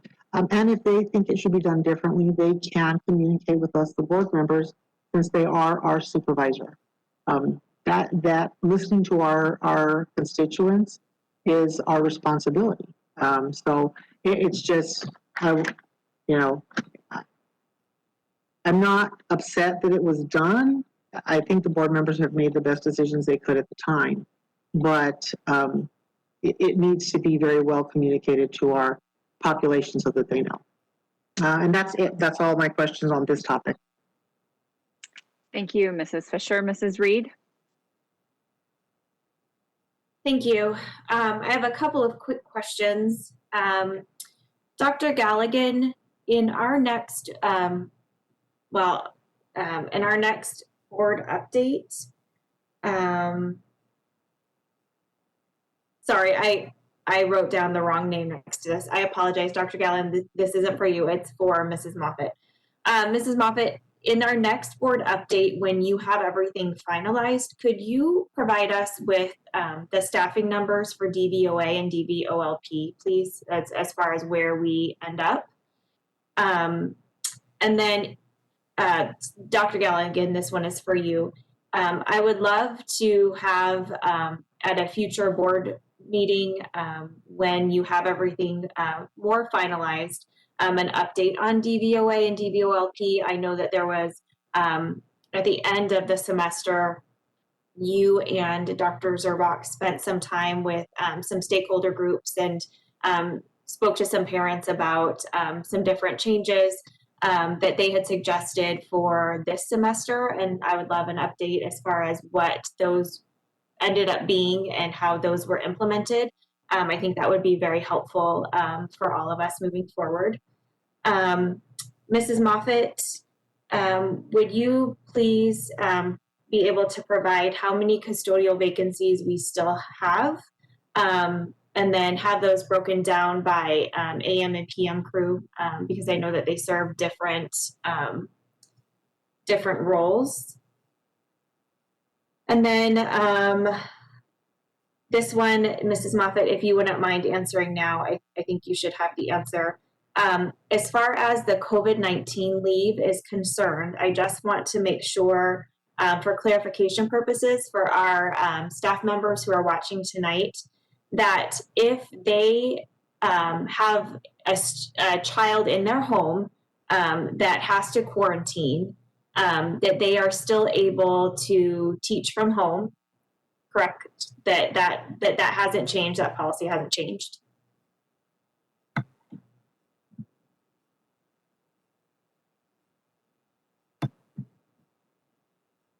President O'Brien, Ms. Reed, that policy currently has exhausted. So that fell under FFCRA. Currently, since our teachers can teach from home because they are teaching remotely, that is not an issue. Next week, however, if one of their children were to be quarantined at home because of COVID, this extension of leave would not provide the option for them to use leave time to stay home with their own student. Your question, though, is could they stay home and teach from home? And so it wouldn't fall under this leave provision, but potentially could fall under a coverage option. Okay, thank you. And then I know, Mrs. Moffett, in the letter that the DVEA board sent to us, one of the asks that they had was if staff members were allowed to donate leave time to other members. Can you update on that? Speak to that, please. Yes, that is also in discussion. Nothing has yet been formalized, but we have had a conversation with payroll, who has the oversight of that leave bank where people can contribute time. And we do hope to be able to provide that option to anyone that needs it. We already do have a system in place for people that need leave time donated. We're just in discussion about changing the parameters around that to allow for this as well. Thank you. And I want to be very brief in my following statement. We've gotten, or I've gotten, and I am imagining that my fellow board members have also gotten quite a bit of emails and comments from teachers and community members in other ways regarding COVID and our numbers and their wishes and their viewpoints and opinions on how they interpret the metrics. And our community is extremely torn. It's a hard position to be in with having to make some of these decisions. But I did read all of the emails. I haven't had an opportunity to respond back to them, but I've read all of them. And I understand your concerns and your level of frustration at leadership thus far. I get it. It's difficult to have to live in this COVID world. My feelings are that, at some point we're going to have to find a commonality amongst both sides and figure out how we're going to move forward, because COVID isn't going to go away. I'm hopeful that with the vaccine, that our numbers will go down. But we don't know how long that's going to be. And we have, 4.5 months left of our school year that we need to do the best that we can to provide the best education possible for our students and to take care of their social and emotional well-being and provide the opportunities for our seniors that are graduating and springboard them to the next level of their life and start to put preparations in place to welcome our incoming kindergartners and all of our students back next year. So I get it and I understand and I wish I had a magic wand that would take COVID away and I don't. And I feel like that is what everybody wants. They want us to solve the problem and I don't have the tools or the resources at my disposal to solve all of the problems that people are sending our way and asking for us to solve. And I'm sorry that I don't have that. But I'm hopeful that as we continue to move forward and we follow the district's mitigation strategies that we have, and we follow them to the best we can with fidelity across the board, that we will be able to provide in-person school for our students and that we will be able to keep our staff members safe and ease their burdens a little bit more. I'm asking that our community just be respectful of different viewpoints. Like I said, I feel like we are very, very divided, about 50% on each side.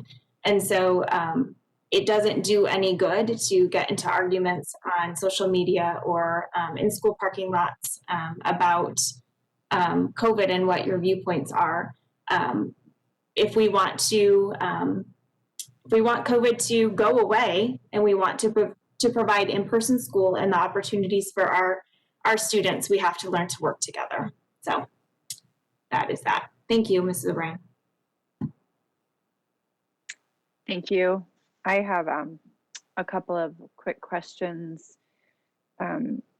Dr. Galligan, you talked about some summer programs and supports, and I just wanted to be ensured that we were going to be providing supports for those who are third grade readers potentially who might have fallen below their levels.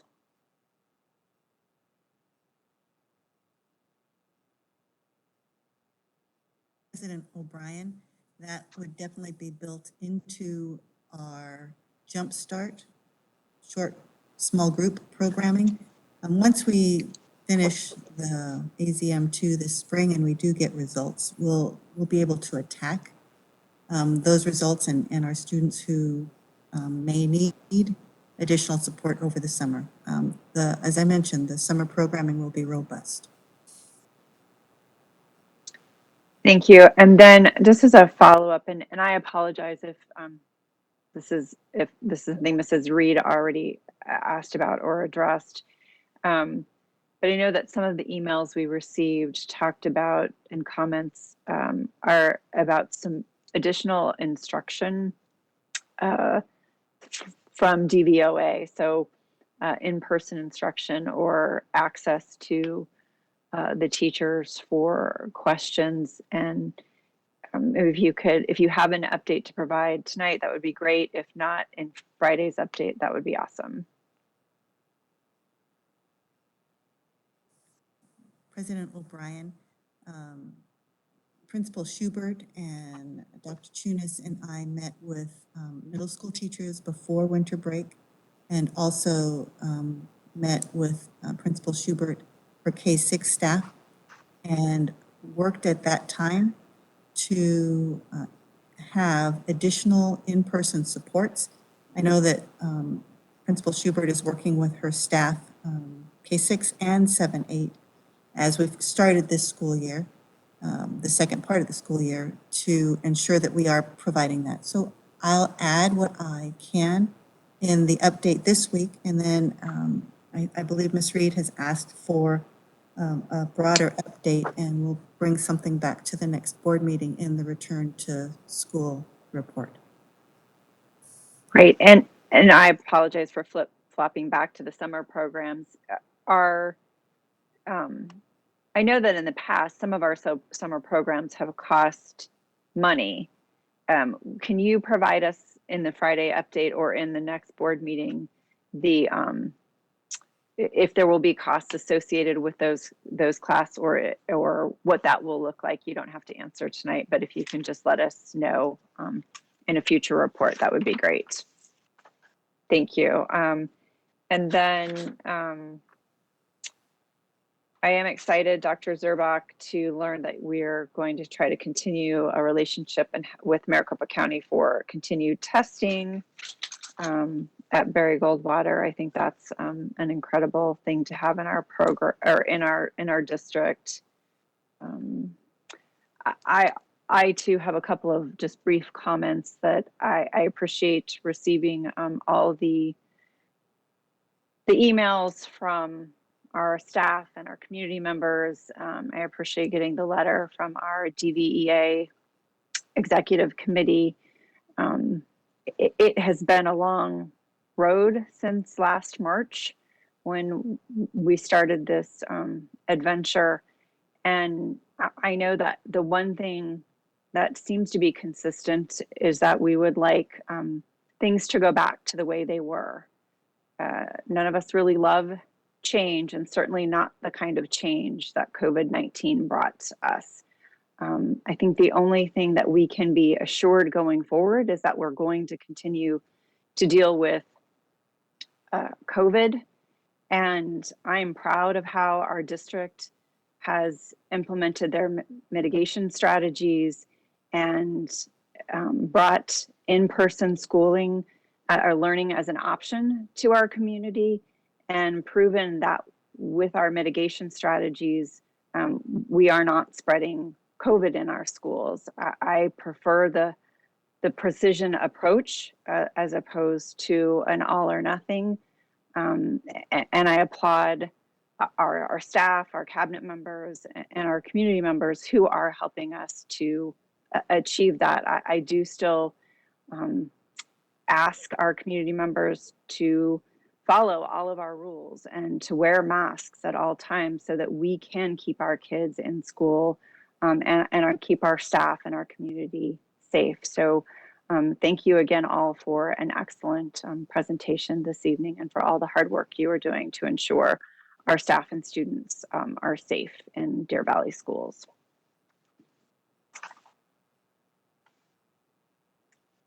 All right, we will move on to Public comment, Mrs. O'Brien? public comment. Thank you. We have no public comment, for as we know now, the public comments must be regarding a specific agenda item, and there were none.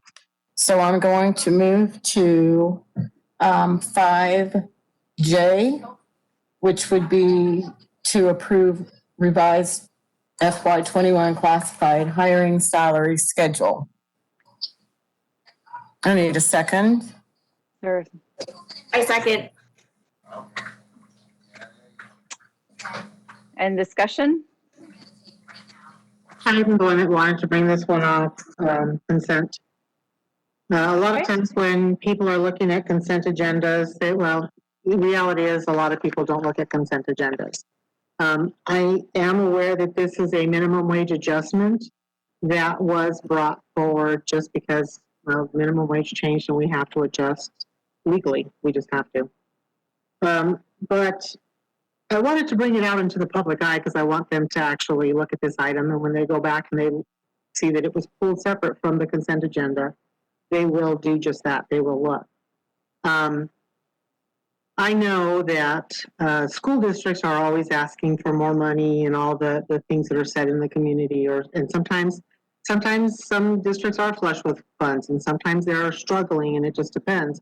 But we always hear a lot about how our teachers are underpaid, and we hear about our administrators. What we don't hear about a lot of times is our classified staff. And so I wanted them to look at what our staff are being paid. And then I had a direct question, which I know cannot be answered here tonight because it's a longer process. Years ago, we asked about a job study or a market study of what of our pay, and these are for our classified staff and for members who in the community who don't know. Classified staff are your bus drivers and your non-teaching staff and some of your paras. But when I see a job study done by a school district, it's generally comparing a school to a school. So are we paying our people what the other schools are? We probably are. We're probably paying better than other school districts, and there may be some that are paying better. But when you have a really good secretary at a school and a really good secretary at a corporate job, we're not even close. And she has all the same responsibilities. So my question is there any, no, it's not really a question because I know there generally isn't, but I would like to suggest that we do an actual job study, not comparative to other districts, but comparative to like jobs. I know our administrators, when you compare to other governmental jobs, they are comparable. In some cases, they are significantly better. But our classified staff are not. They're not even in the ballpark. In some cases, the 16-year-old who gets out of class and goes to work at McDonald's makes more than the para that was helping their brother or the office staff. And so that was the only reason I pulled this off. I know that it's something we just need to vote on because it's what we have to do. But I want our public to be aware, and I would like our classified staff to be, I'd like it to be known. They are as important as our certified staff and our administrators every day of the week. That's it. Thank you, Mrs. Fisher. Are there any other comments on this item? Oh. Okay, seeing none, all those in favor say aye or raise your, or put up a thumb. Aye. Please. Okay, wonderful. Any nays? Hearing none, the 5J passes unanimously. Mrs. Ordway, can we have a motion for consent agenda? Yes, we can, and you asked so nicely. So I would move that we approve consent agenda items A through K minus J, since we just approved that. Is there a second? I second. All those in favor say aye or hold your thumbs up. Aye. Aye.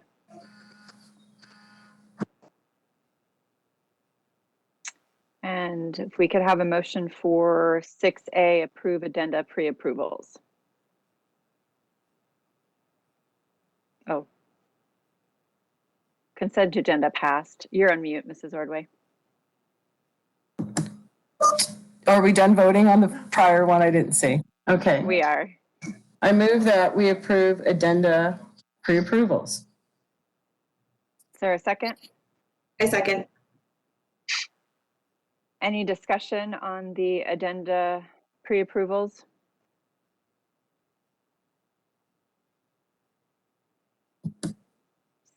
Seeing none, all those in favor say aye or Aye. raise your thumb. Aye. Aye. Any nays? Hearing none, the motion passes unanimously. And we have a motion for the amended 2021 Certified Performance Pay Plan.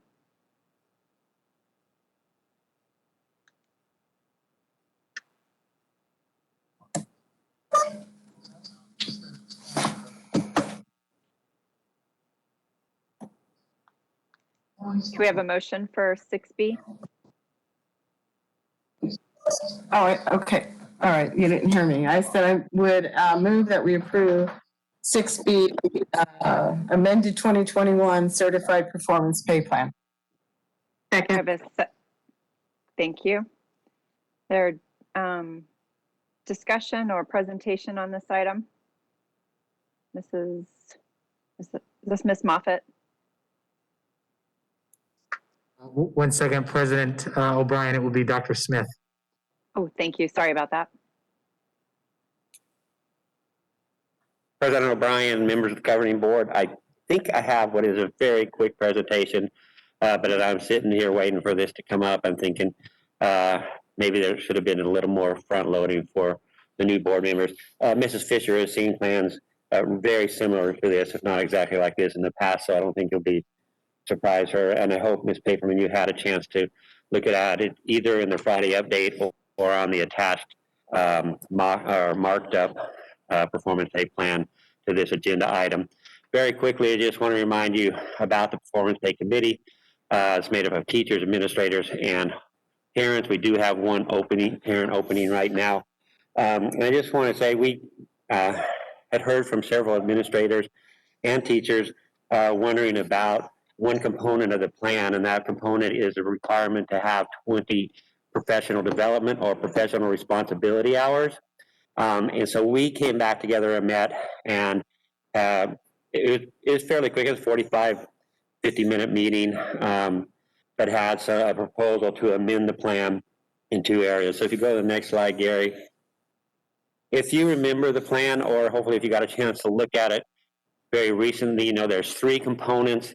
There's a component that relies on the evaluation of the teacher. There's a component that relies on the hours that I just talked about, responsibility or professional development hours. And then there's a component that relies on school letter grades. So there's no changes to the evaluation component. We'll still get all 6 standards and we'll be able to evaluate that component. The committee would like to reduce the responsibility and PD hours from 20 to 15.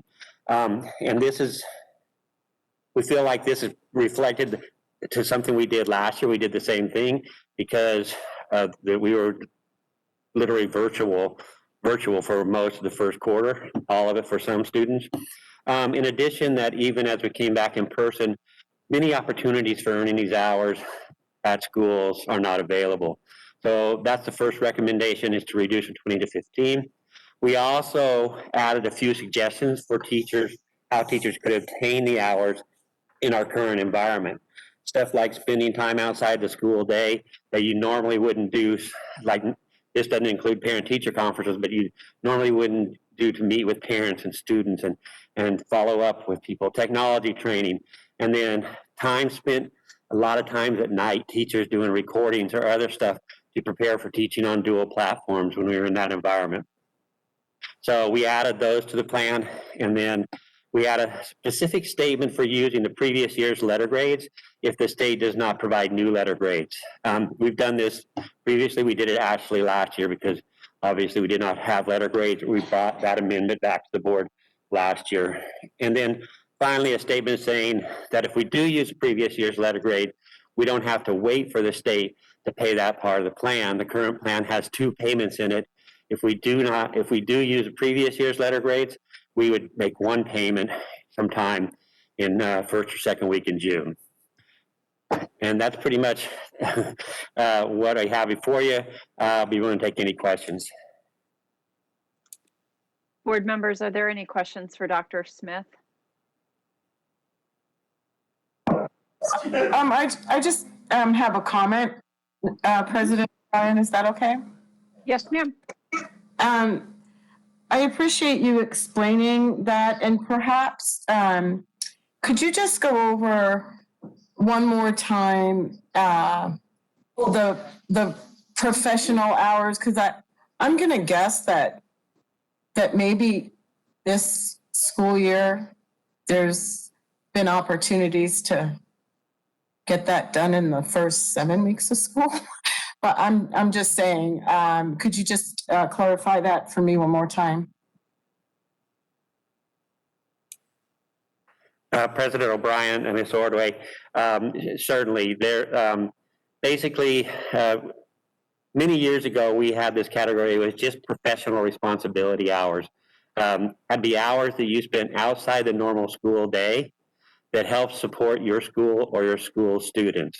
So a lot of things they would do, teachers would, that really provided principals an opportunity for teachers to give back to the school for things they're trying to get done in the school, like monitoring at an after-school event, going on field trips, helping with ticket sales, had an athletic event, things like that. We added professional development hours in a couple of years ago, so they have to have 20 of one or the other, or a combination of the two. A very similar concept. It had to be professional development that was done outside of the school day that you didn't get paid for, but furthered your education and either your pedagogy or information about education. So the key here is they have to be outside of the school day. Did that help?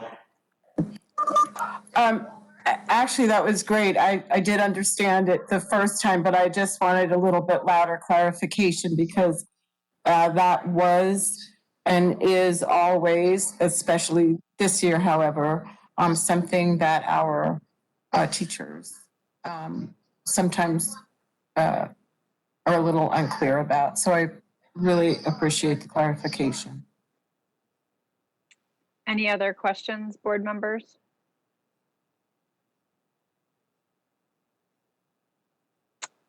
Okay, hearing no other questions, all those in favor, please say aye or hold up your thumb. Aye. Aye. Any nays? Hearing none, the amended performance plan is approved unanimously. And we will hear a motion for 6C, please. Yes, you will. I would move that we approve Deer Valley Online Learning Program Innovation Center Architect using a 1 GPA contract. Second. Thank you. And this be Mr. Miglerino.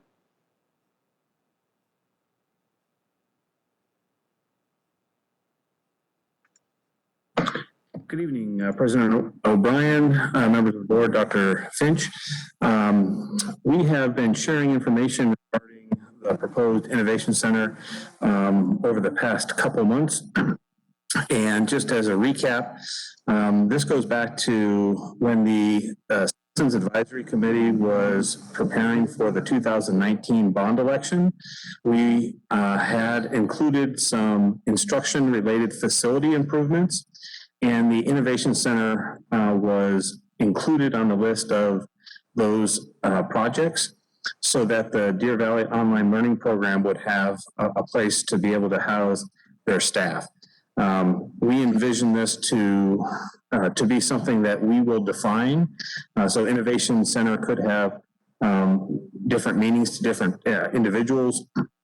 But essentially, it will house it'll be a place for the teachers in what we now like to claim is our largest school in the district, our online learning platform. And it will also provide the opportunity for us to host other professional development opportunities and other events that would require a larger setting. We are envisioning this to be a repurposed facility, specifically the old annex or warehouse that's adjacent to the district office complex. We are not 100% sure what the cost would be to renovate that building. So what's before you tonight is to engage with professionals, engineers, and architects that can evaluate that building and look to see if we can utilize that building for this particular purpose. It is and will be, this contract as well as the construction would be funded from the 2019 bond initiative. And it would not, the action this evening would not necessarily guarantee that we would construct the Innovation Center. It would just start the process so that we can check the feasibility of using that facility for that need that was pre-identified with that prior committee. This is a firm that we've used in the past, SPS Plus Architects. They have on staff members that actually worked on other components of the district office complex, and they are familiar and have done other innovation center projects that a committee has looked at that is helping define what that innovation center will be for Deer Valley. And I'd be happy to answer any questions that the board might have regarding this consideration this evening. Mrs. Fisher? So you said this is for them to look at the building. Do we suspect that there are any structural deficits in that building?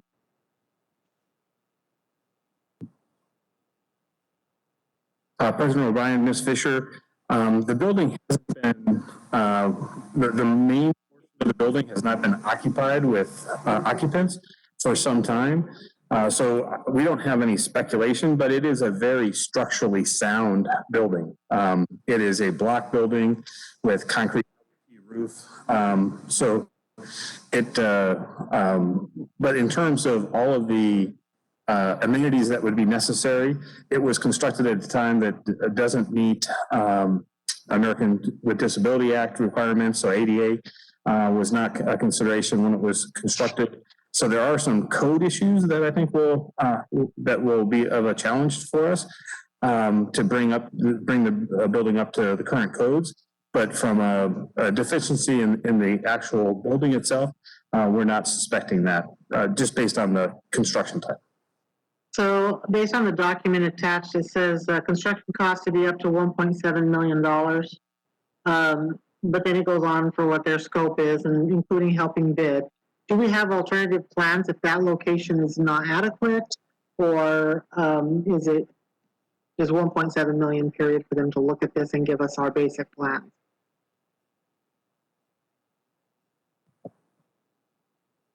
So currently, this is our primary identified location.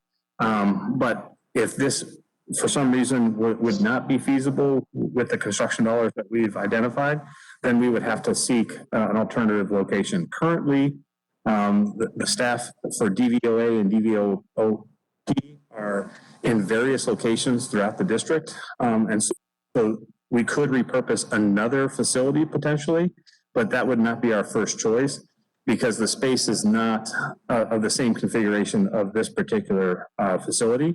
Large open areas that can be repurposed for multiple uses specifically.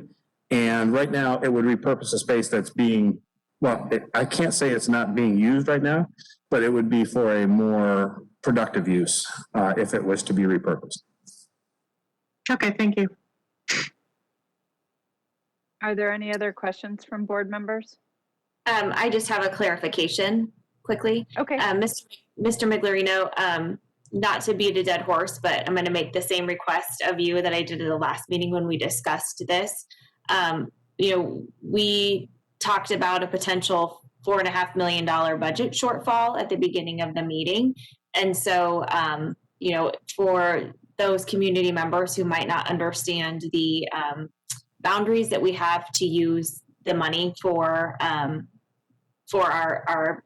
bond, can you just explain that very quickly, that we wouldn't be able to use this money to manage the budget shortfall for this year?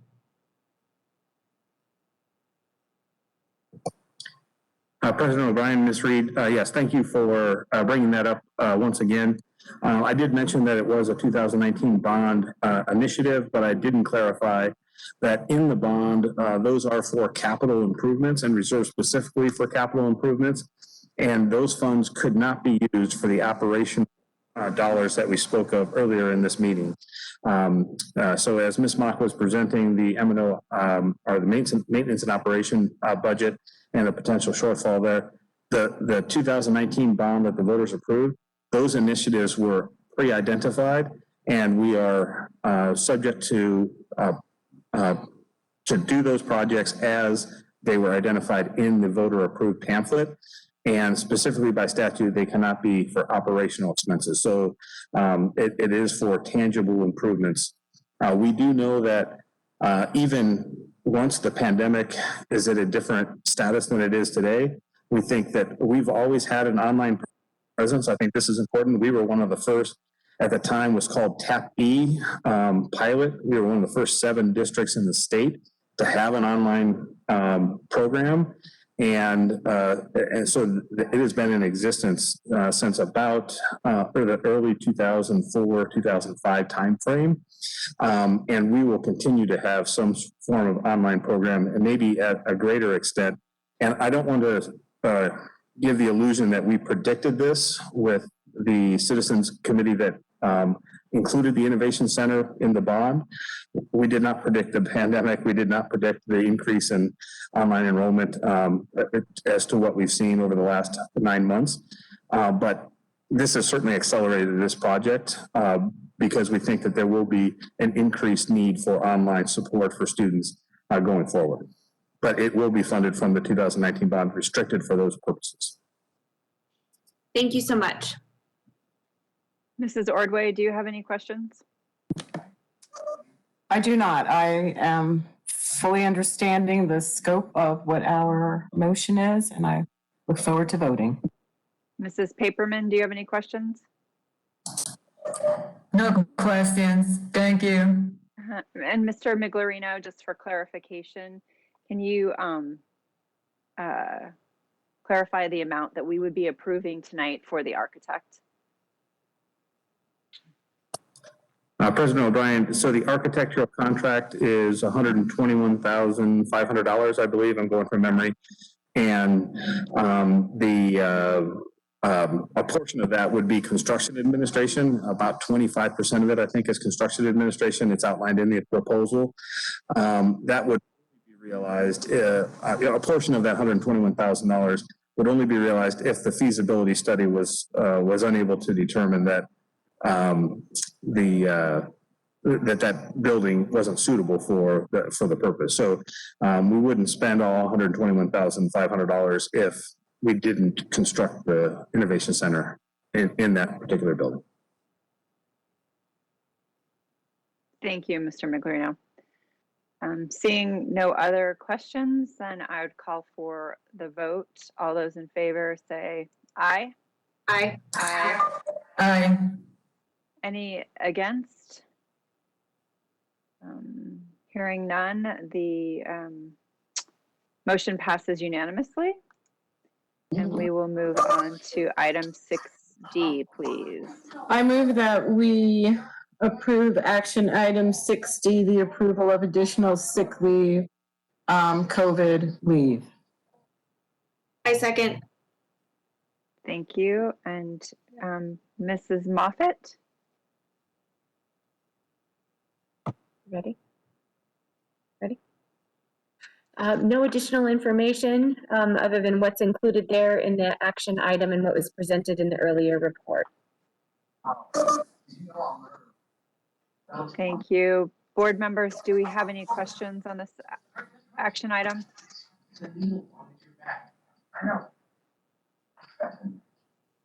Okay, hearing none, I will call for the vote. All those in favor say aye. Aye. Aye. Any against, say nay. Hearing none, the item to approve the additional COVID leave passes unanimously. And then we have item 6E, please. I would move that we approve 6E proclamation regarding the month of January 2021 as Speak Up, Stand Up, Save a Life Month. Have a second? I second. Thank you. And I asked that we bring this item forward. Deer Valley has been attending this event for the last, I believe, 4 or 5 years, and I know that it has made an impact on our students and in our district. I've heard stories where lives have been saved due to what our students have learned at Stand Up, Speak Up, Save a Life, which is to teach our students and our community members that when they hear from a student or friend or community member that they might be discussing suicide, that they stand up, speak up, stand up, and save that life. So I fully support it, and especially under the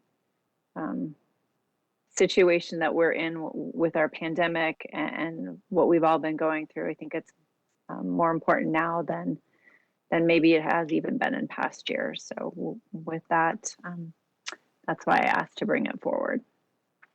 Are there any other questions or comments?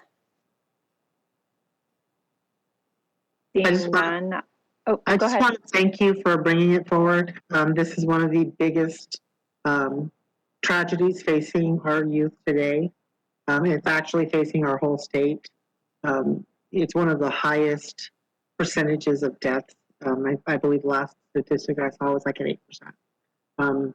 And so I just wanted to thank you for bringing this forward. It is very important. A completed suicide doesn't get a do-over. And it never gets any easier to accept. True. Okay. Thank you, Mrs. Fisher. All those in favor, please say aye. Aye. Aye.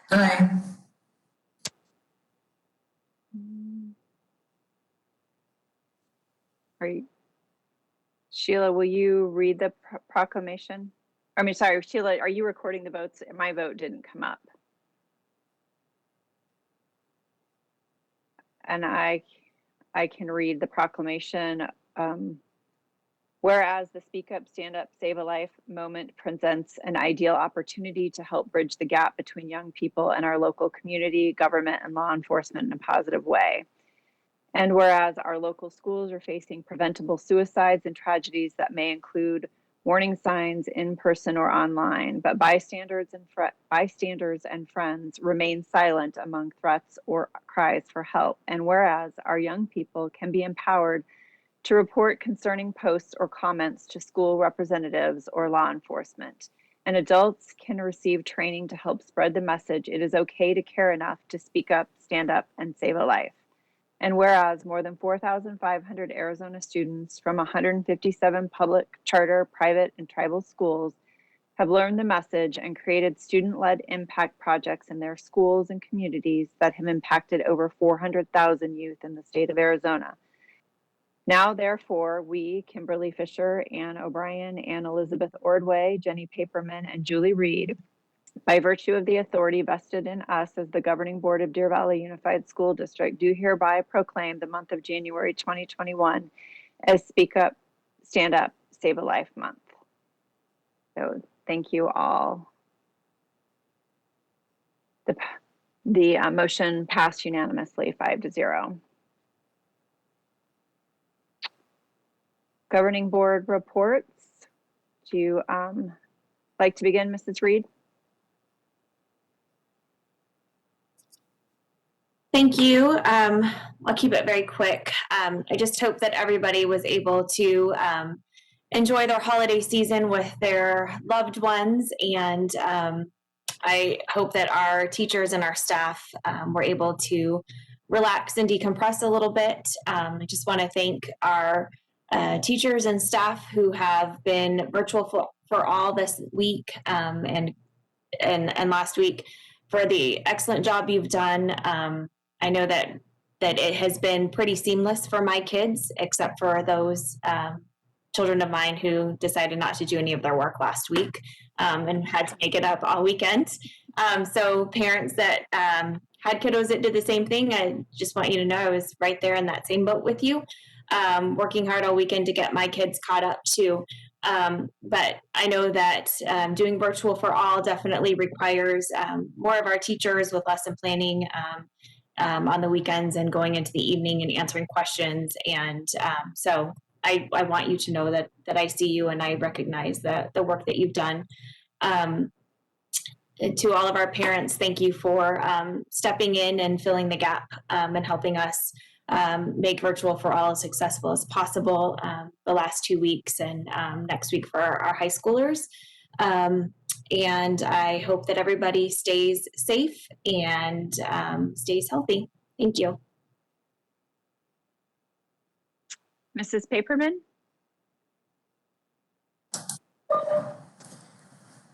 I would like to thank all staff. I know it has been a very difficult year being a teacher myself, and teaching online learning is one of the challenges teaching I ever did in 18 years. So, we put a lot of work into that, and I understand where we are with that. And thank you, the district. I understand that you're trying your very best, to keep, our community safe, our students safe, and our staff safe.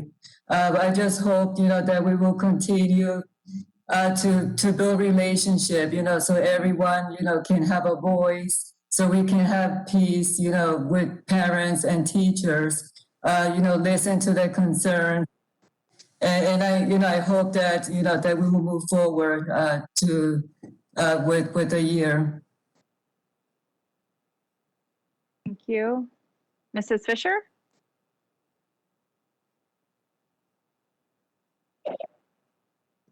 Well, first I'd like to thank Daniel McCarthy and the Patriot Party for hosting me here tonight, allowing me to use their facility to attend the meeting.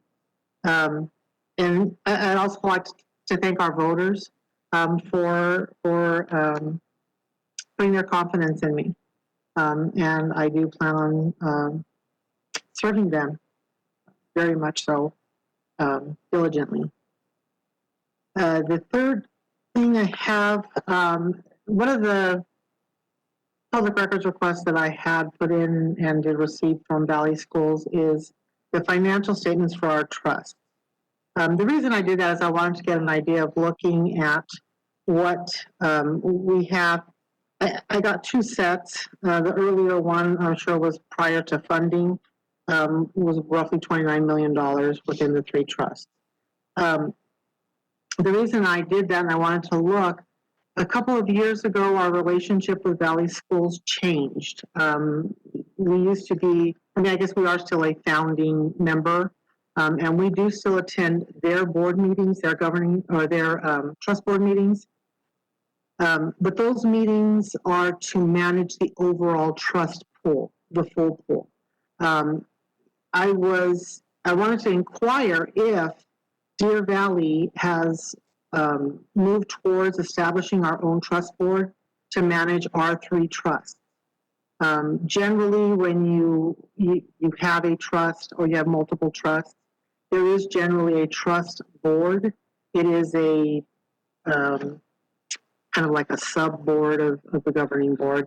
Sometimes one governing board member is there, but it is a trust board that oversees our interests. And they do meet, depending on when, they look at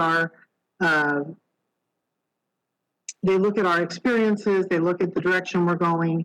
They generally approve and look at some of the benefits that we provide. They make sure that we're sound in the decisions that we're making with. It's actually a standard layer that Deer Valley really didn't, before our relationship with Valley Schools changed, it was less impacting. But I wanted to find out if we have established a trust board, if we're going to establish a trust board, and if we're not, what the reason is. Because that is standard for virtually every school district that has self-insured trusts. And I know that that's probably not going to be an answer that comes tonight. And I will email all this to Ms. O'Brien as well as Dr. Finch. I would like to possibly get an update on the Big Kid Book Club. I'm sure we all got the email from an upset constituent. And it really is a great program. And I did respond at this. The Big Kid Book Club is really a marketing campaign. Hopefully it's been very successful, but I don't think we've looked at it since its inception in 2018, or at least I couldn't find anything. So a quick update either in the Friday update would be great, or I don't know if they want to present it so that the community is aware of the purpose of it and how it impacts bringing students to Deer Valley.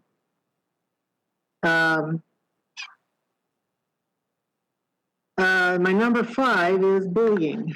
One of the things that I noticed significant increase in Deer Valley, and I actually noticed it as I left my last term, is that we have a significant amount of bullying. What brought it to my attention was one of our former honor students came to me because he had been blocked on social media from an administrator. And I inquired and it resolved itself. But one of the things that is often done in adult bullying is having private groups blocking each other. Social media has become the adult kindergarten of our generation, where everybody is just, well, they're just people. You know, we have our moments where I'm mad at so-and-so and I'm gonna just, you know, what have you. But as I was running for this term, I was very brought back when I saw parents bullying other parents. And worst of all, those parents were saying, yeah, she bullies us all the time. She says, I have my board members. Or she says, I've got my place in the district. I found that extremely disturbing. I thought as a board member, I listen to all constituents, and I'm sure all of you do as well. Whether I agree with them or not, whether they like me or not, and whether I like them or not, people aren't always going to like each other, and that's human nature as well. However, when it becomes systemic, that parents are bullying other parents in these private groups, and then we, as a district, are driving new parents to these smaller groups where they're then either accepted or not, driven out or not, informed or misinformed. I find that very concerning. So one of the things I'm also requesting is that perhaps as a governing board, whether it be attached to a meeting or a work session or a board retreat, wherever you want to put it, Ms. O'Brien, you know, it doesn't make a difference. But I think we really need to look at is there things that we're doing or have done or are continuing to do that are feeding this beast? Because it's terrible. It's we need to not take a part in it, or we need to find a way to resolve it, because our kids look at us, they learn from what we do. So when we're playing the adult, I'm going to get these new parents and they're not going to talk to those parents, and we're just teaching our children to be mean to each other.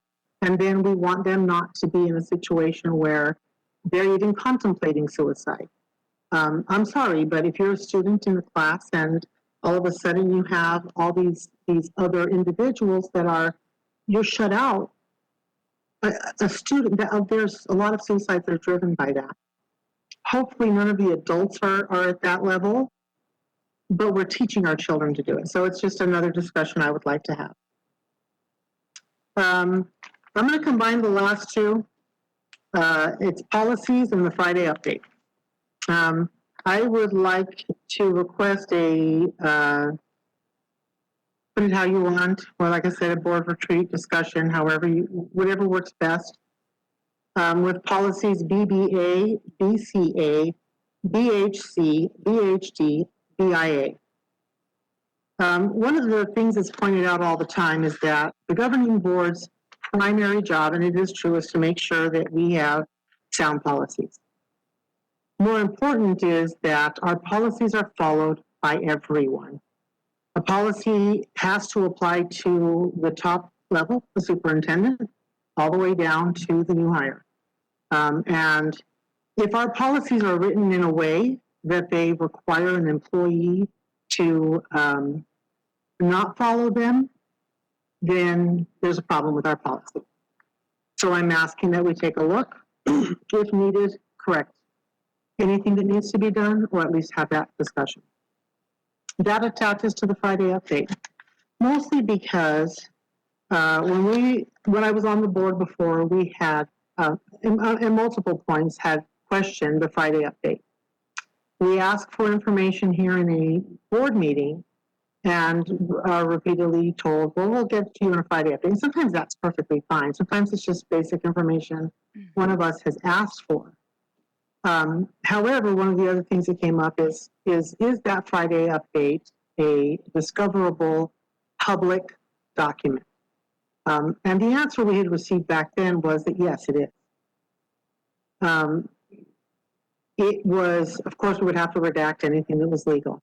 But when I looked at the Friday update and looked back to get myself prepared for today's meeting, there was a lot of misinformation in that Friday update. And a lot of it specific towards me. I want to note publicly, I have submitted public records requests. I am not on a witch hunt. I am not chasing down a rabbit hole to go after any administration. When I look at data, each of us as board members brings something to the governing board. And each of us have a different talent or a different thing. One of the things that I do, and I always have done, is I dig into a program. I look at its viability. I look at whether or not it's financially sound. I look at whether or not it's beneficial. And there have also been times in that Friday update, not specifically under this administration, where you get information, and it may be under this administration, that is not necessarily accurate. If I'm going to make a decision, I need to know that what I'm looking at is sound. I'm not out to get anyone in our administration, but I am out to serve my constituents. And they elected me to provide governance. And to me, governance is making sound decisions and oversight. And so that is the reason when I look at different things. The other, in 2015, I was not a chainsaw that eliminated our entire administration. I have never had that much power in Deer Valley and never will. All decisions takes 3 board members, and we all know that. But we did cut our administration significantly. Actually, Dr. Weinheimer did that. We just asked him to trim the district office, and he did. And we operated very productive into that. I was also very, very concerned to see that a statement that there is a standing gossip ring at the district office, that Dr. Weitenheimer had a gossip ring about how much he hated me. I'm pretty much sure in this room, other than Ms.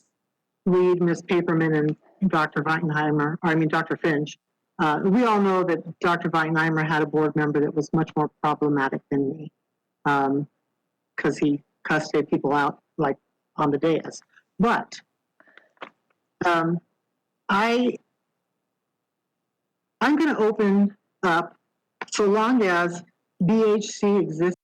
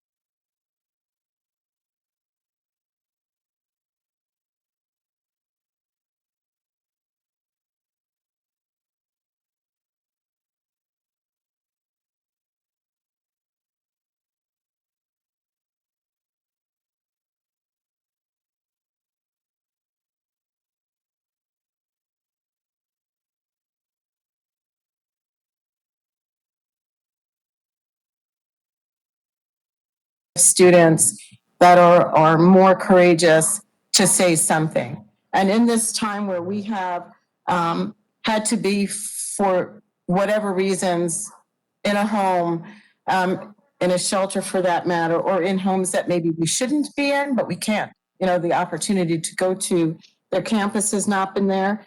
It's very, very important that we are looking and leading with the social emotional lessons that are utilized every day and integrated into the different subject areas.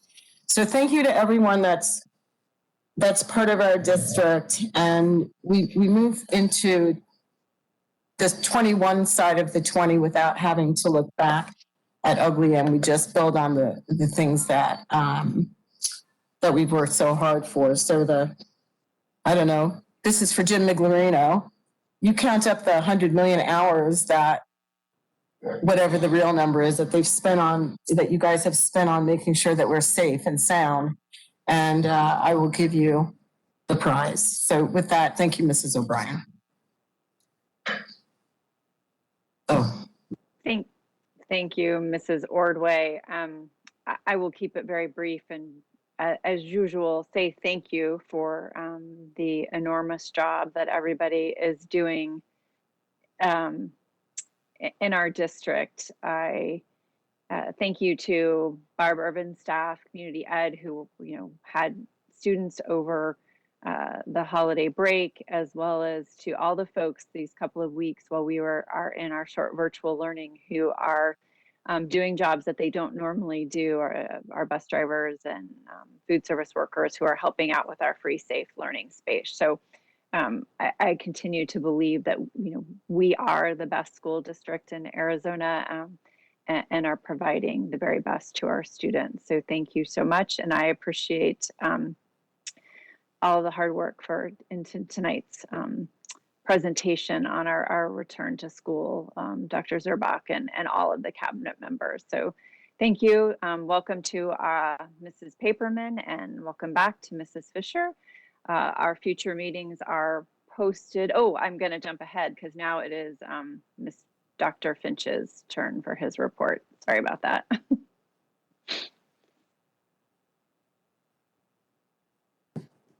All right, I just want to again echo the importance of team. We've come this far because we are a great team, Deer Valley staff and the community together, and you are a part of that team as well. So thanks to you as board members. January is Board Appreciation Month all around the country, and so I'll do a little bragging right here. We have a lot of experience on our board, and that's great to see. Miss Paperman obviously is just starting here, and so her first year in her first term, but Miss Reed is in the middle of her first term, so she's jumping over the second year mark here, counter for 2. And Miss O'Brien is in the middle of her second term, climbing up on the 6-year mark. Miss Fisher was reelected. She's starting her second term, so she's got 4 years under her belt. And then obviously Miss Ordway is the queen. She's starting her 4th term, year 13. So she's only has 2 more board members to pass to be the most senior. So I'm counting on her to do that, to go to like the 50-year mark. And so looking forward, maybe we can get you a new car if you get to 50 years. We will be giving you business and community trinkets and gifts next week, or next time we're together at the next board meeting. We might even have a pin for a decade of service as well. We'll brag about Miss O'Brien or Miss Ordway the next lap we come together. So again, I want to thank you as being a part of our team as well. We are, as you said, Miss O'Brien, one of the best school districts in all of Arizona. We want to be number 1.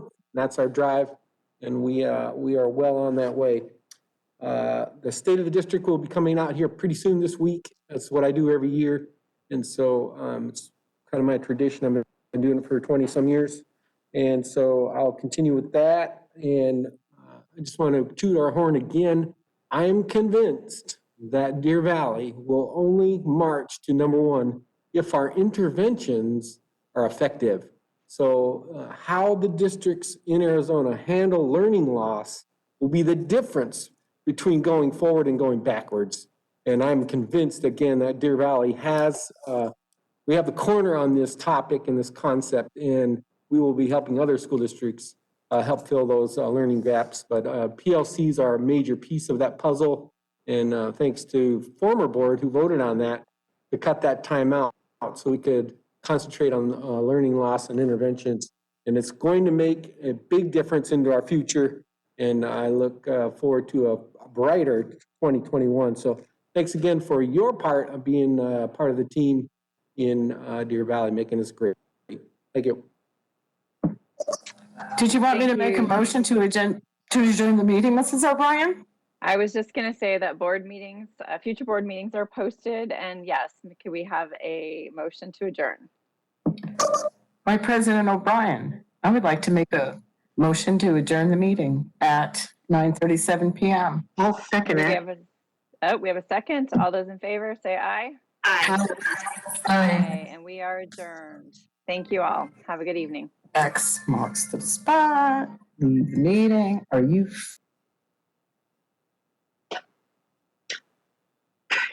Is